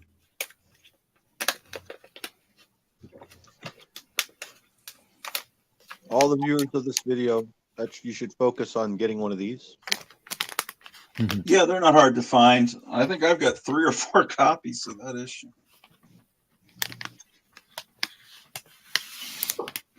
And here's the latest Monster Bash. Ah. And there's an ad for his store in there. Is there? You want to show that, or? Well, we have to, right? Yeah, sure. We definitely have to.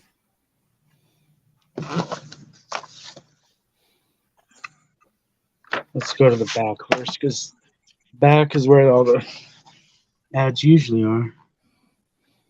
This is the best of the famous monsters. Imitate. This is the same company that does the fake Creepy and the fake Vampirella, the Shudder and Vampirus Carmilla. They're really good at getting the look and feel of these books. Most people can't do it, but they've done it.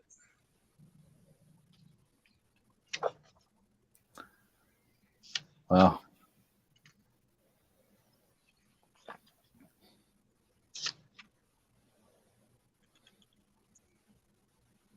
It's amazing how many issues can be cranked out when you don't go to the mall and Barnes and Noble, and you're not even aware it's happening. That someone's reviving culture. Those are Silkies.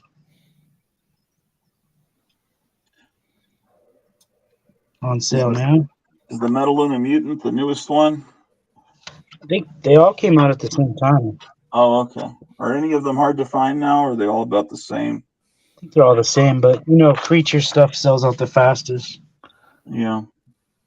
Was the Silkies, what do? They do anything? They squirt water, anything like that? There's bubbles in there. Bubble bath. Okay. The original Silkies were bubble bath, but these are just like blowing bubbles kind of thing. Oh.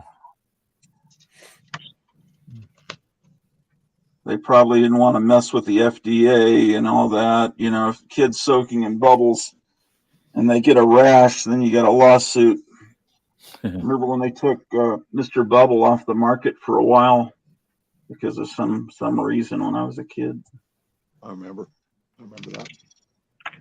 And we had Silkies too. I didn't have a bunch of them. I had like 3 or 4. Is that the current issue, Kevin? Yeah, this is the most recent.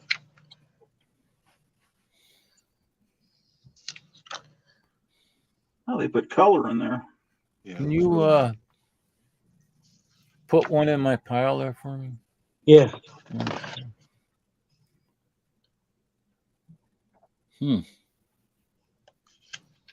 Yeah, it's pretty well done. It's pretty nice.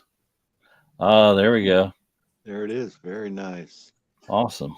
I thought that they were going to make the girl in the car bigger, but it's cool. It's really cool. That looks good, man. It looks good. Yeah. Who did the artwork for the girl in the car there? It's off It's off the back of a Rat Fink record. It was a tiny little spot illustration. Okay.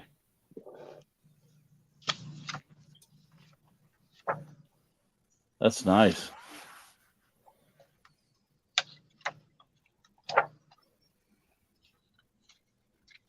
I don't think too many kids need help with that. They're already monsters. Yeah. Huh. Great photo. Yeah.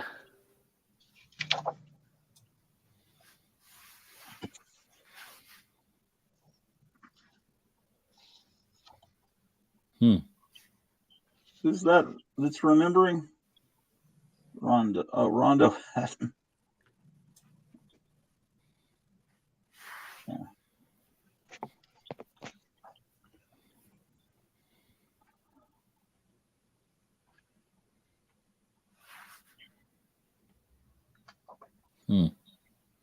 So you're getting that in next week. That's just a sample copy they sent you, right? Yeah, this was just a comp or whatever. Complimentary. Robot Monster.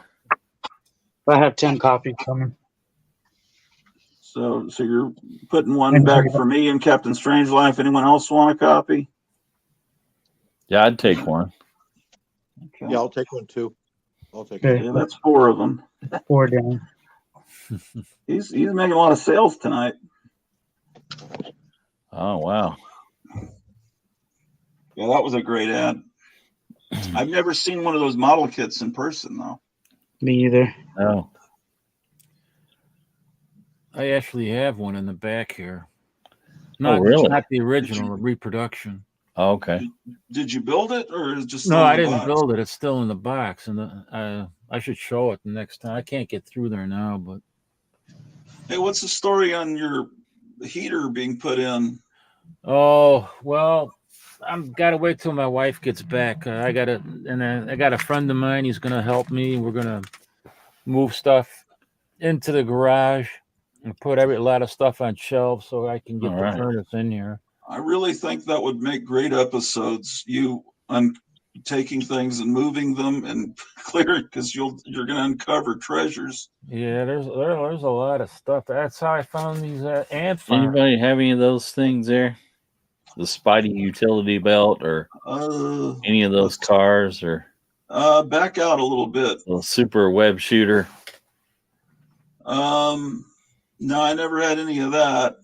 I got some web shooters that got out of the cereal box, but it's like from 10 years ago or 15, maybe 15 years ago. I always wanted that glove in that one kind of cut rate ad. You remember that kind of cheap looking ad that showed the glove, then you put water in it and it was, a spider glove. Remember that? Yeah. It always looked good, but it was probably just what could it have been? A little plastic glove with a little squirt gun in it. I always loved that little ad. Mm-hmm. The monkey and the caveman, or the gorilla. Yeah. And the wristlet right there with the spikes on it.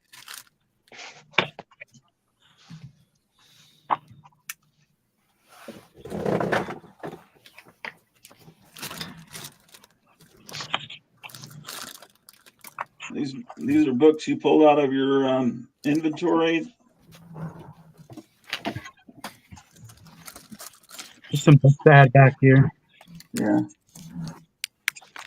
No. There's that classic ad. Remember that ad for Count Dante? Count Dante, yeah. That guy. There's documentaries on YouTube about him. I guess he was like one of these, like a more theatrical Andrew Tate or something. Count Dante is one of the all-time great ads. It's one of my all-time favorites. I just thought it was so cool. Camera. Yeah, there was a great parody of the Count Dante ad in the Marvel Crazy magazine. I wish I knew what issue that was.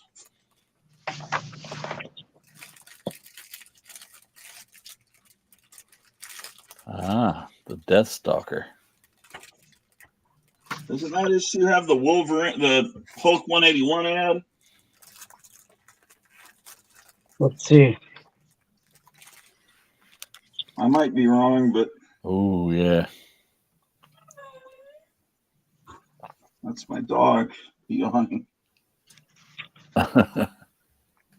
So this is a great ad. You get this one, Mm-hmm. and you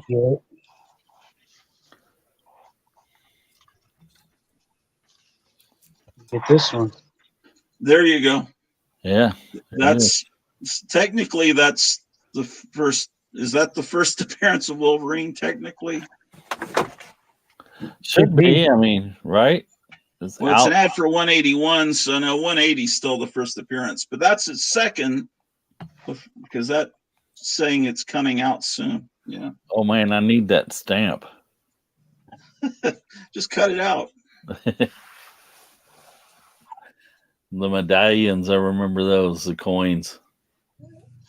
Keep going. I'm going to go give my dog some food downstairs. I'll be right back.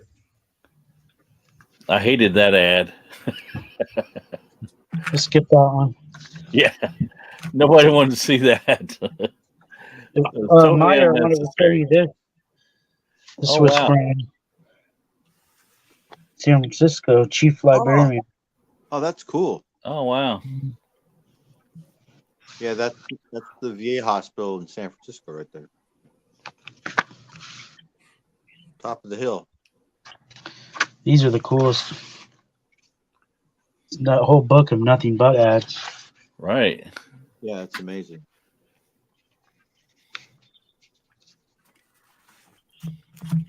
Wow.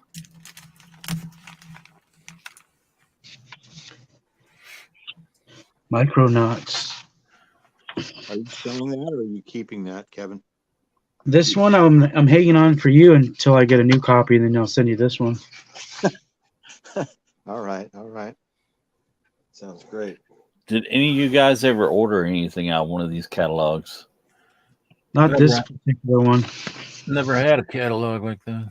No, they didn't have them when I was a kid either. I remember we would get things out of like. This is the one that it chews up your amigos and spits them out. Yes. A mangler. We would get to pick things out of the J.C. Penney catalog or the Sears and Roebuck catalog. There's a movie that came out a while ago called The Mangler. There's the Batmobile. With exploding bridge, that would be fun. Awesome. Gomez Adams would be so happy with that.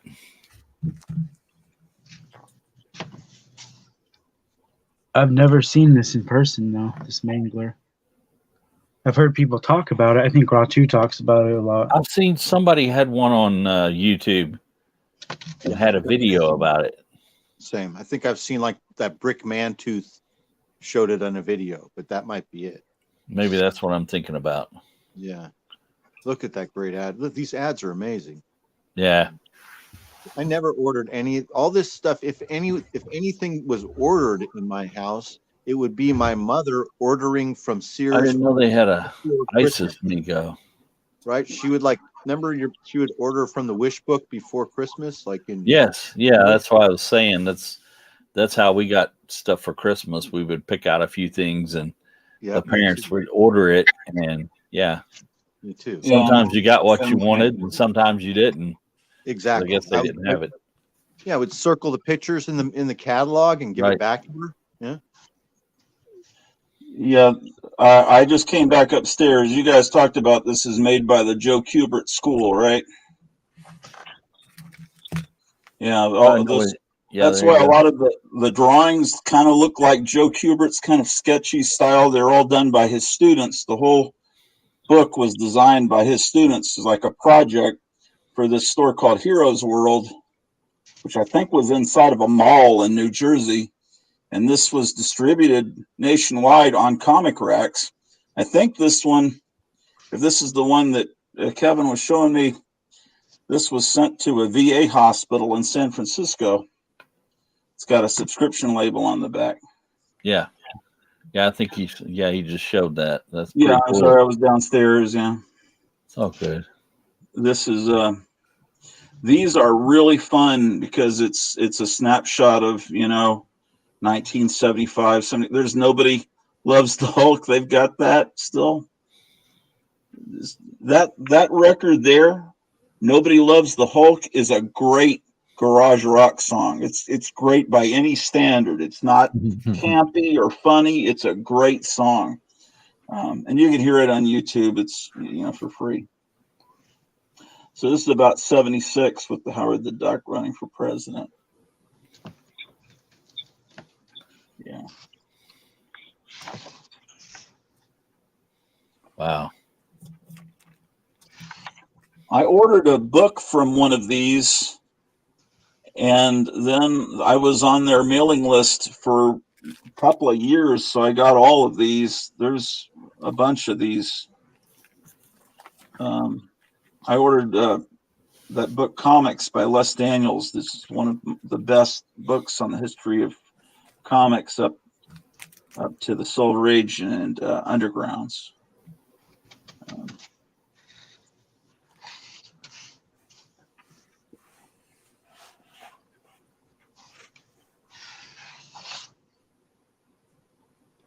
Wow.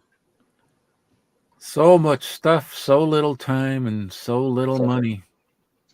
Yeah, that was a problem back then. Wow, that's a cool Conan.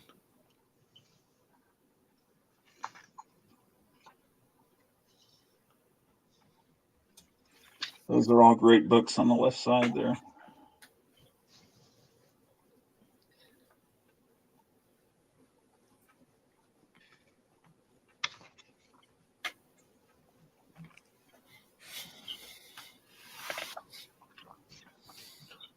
That's the book I ordered there on the left.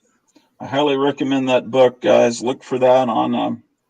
That's one of the great ones, along with that EC one that everyone loves, the horror comics of the 50s book. That's the same time period. It'd be cool to have this Bernie Wrightson portfolio. Yes, it would.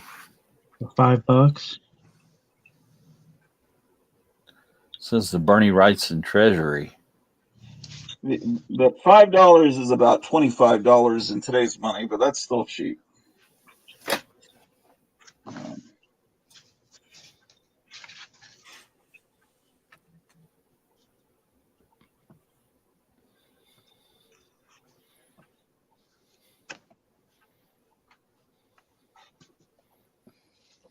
We have another one, but probably we don't have to go through that. Well, you can if you want. I mean, It's probably mostly the that's the same book I stuff. was talking about. That everyone wants, that horror comics, a few pages back. Looks like this one has more of the shirts in it than the other one had.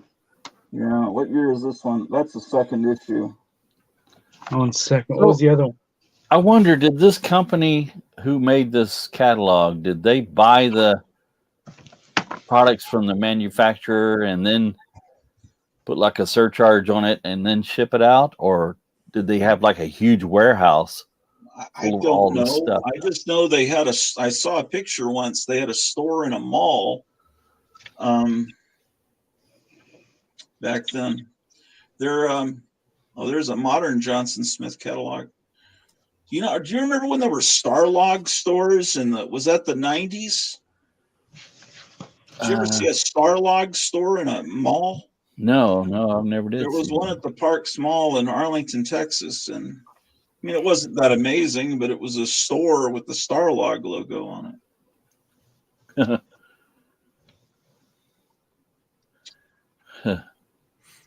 That is so cool. That's great stuff. Wish I had more of these.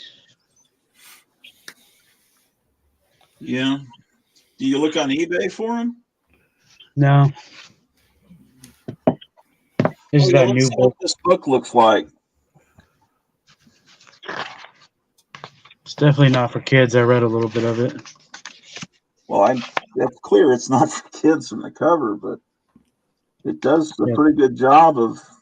That part happens right away. That part happens right away in the book. This little kid knocks out this man.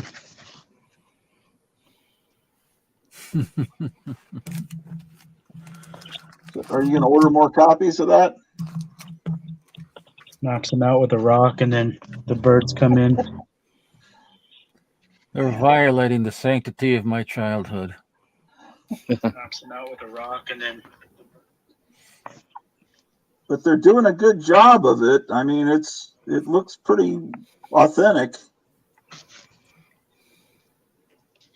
Usually, they aren't able to get the look when they do these kind of things. Here's our first ad in it. Last time I saw this done was with Hellboy, where they had Hellboy Jr. and they did it to look like a Harvey comic.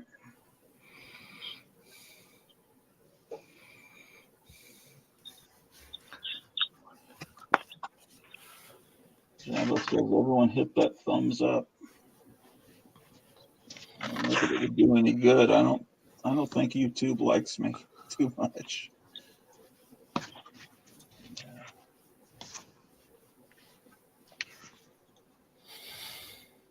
I'll do live coverage of the arrest of Trump tomorrow, since I still have unlimited time on this StreamYard until the 6th.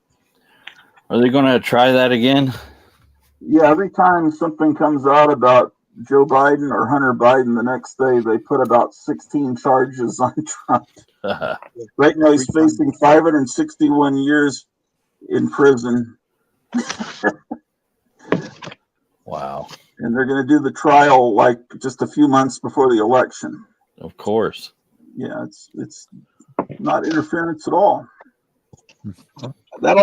That should get me a couple of subscriptions lost. Can't understand what's happening to our country. This is a good book. If you get more of them, Yeah, throw one in my pile. yeah, me too. I'm interested in this as well. This looks good. It's interesting looking. It reminds me of the Marie Severin Casper the Dead Baby in Crazy Magazine. I mean, she got that Harvey look down and with ultra violence. It's cool to see that there's a new comic coming out that's interesting. I mean, I don't want there to be no good new comics. It's not. Oh, look at that.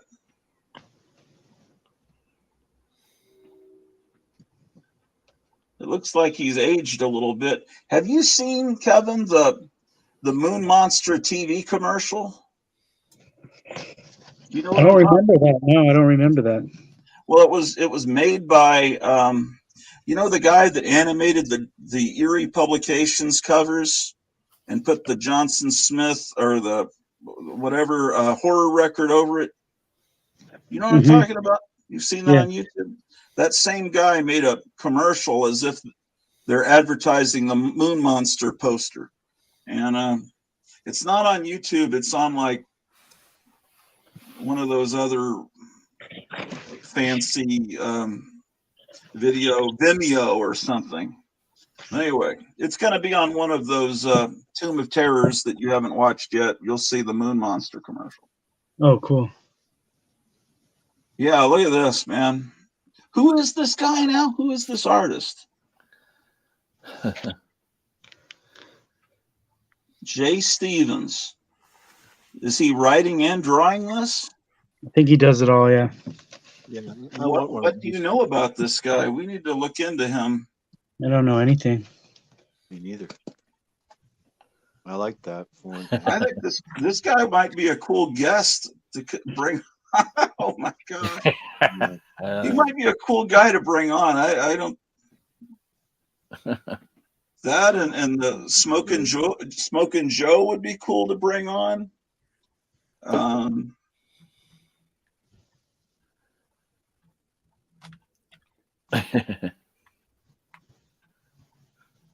What are different covers for this? They printed a lot of covers and it's already in a third printing now. And it's hasn't even been released yet. Wow. So people like this. It's actually selling then. It hasn't even gone on sale yet. that shows that there are people with taste out there. No, seriously, That's it's pretty good to awesome. know. Yeah, you can put one in my pile too.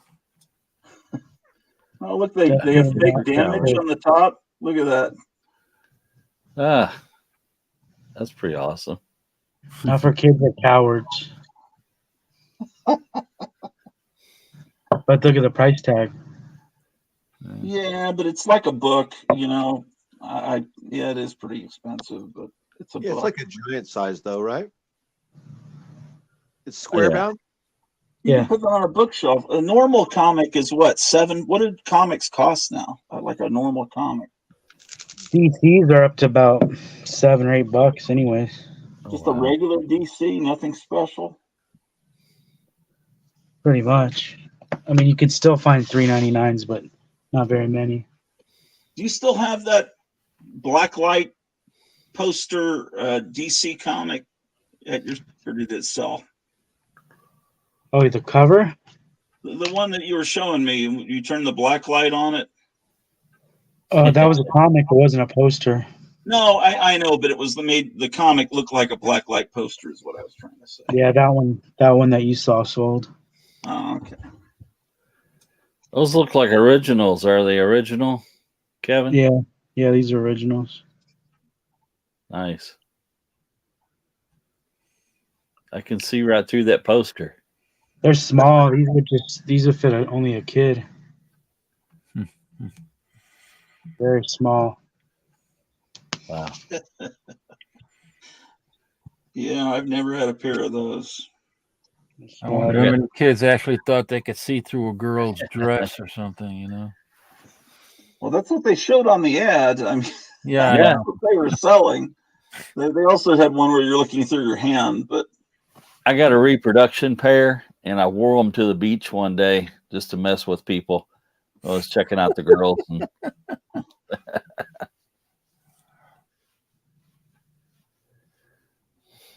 that is so great. Now, who's the artist that did the original art? Someone was telling us they knew the artist. Huh. That's from I think right. Maybe their name's on here. Landa Brownheart.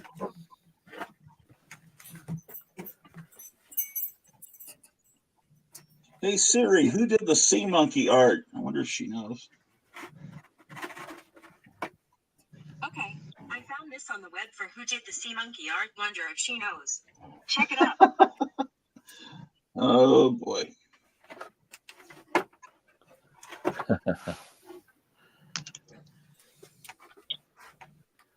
I didn't know there was so many different ads. Yeah.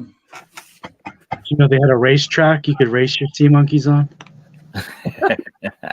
We need to let Paulo know about that. Well, you know, they get bored, you know. They need something to do. Man. They even made keychains that you could bring your sea monkeys to school. Little keychains with water in them.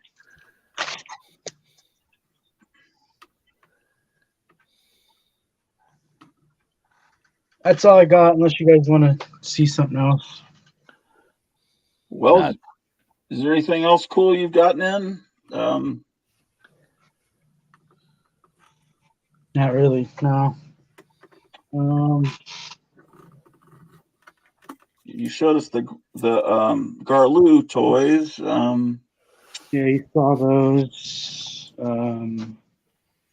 Did you ever make it out to look at those magazines, Kevin?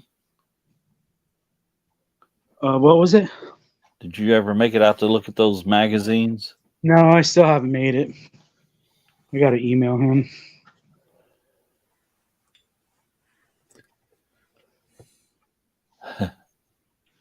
Yeah.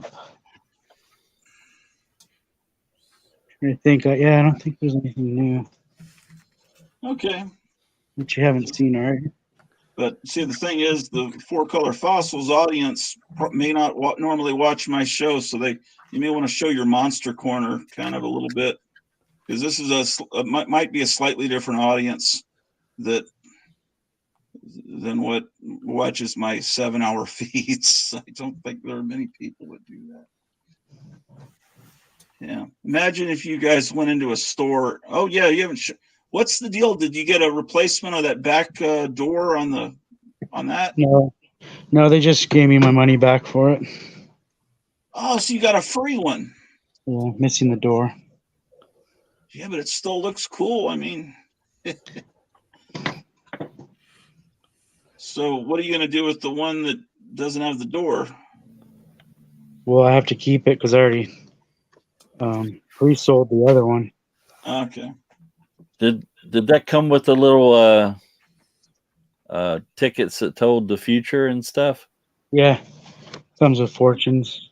Yeah, there was a back door. His came perfectly packaged, but the back door was missing. Oh wow! And, so that's nice. They just gave you a free. I guess they couldn't get you a replacement door. The Mystic Seer.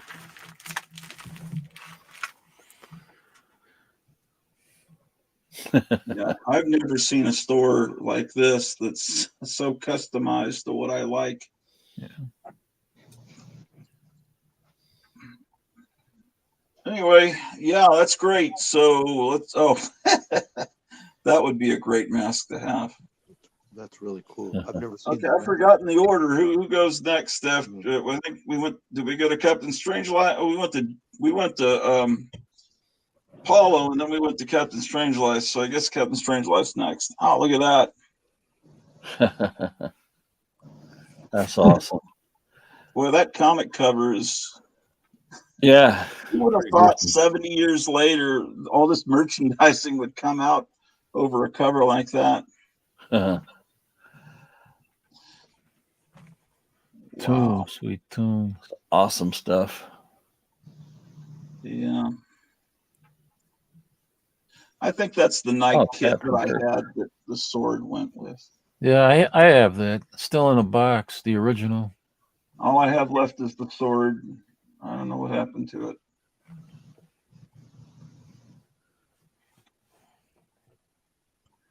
Huh. How do people react to? Do you have people flip out very often over this assortment? Sometimes. When someone comes in and flips out, make sure you tell them about, Wednesday night. Tricks. I hope Mike is watching.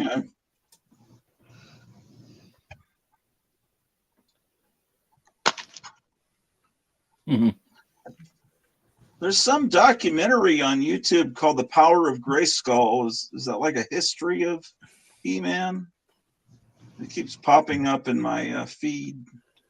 I've not seen that yet. Yeah, type in Power of Grayskull. I still haven't watched the Dave Stevens documentary.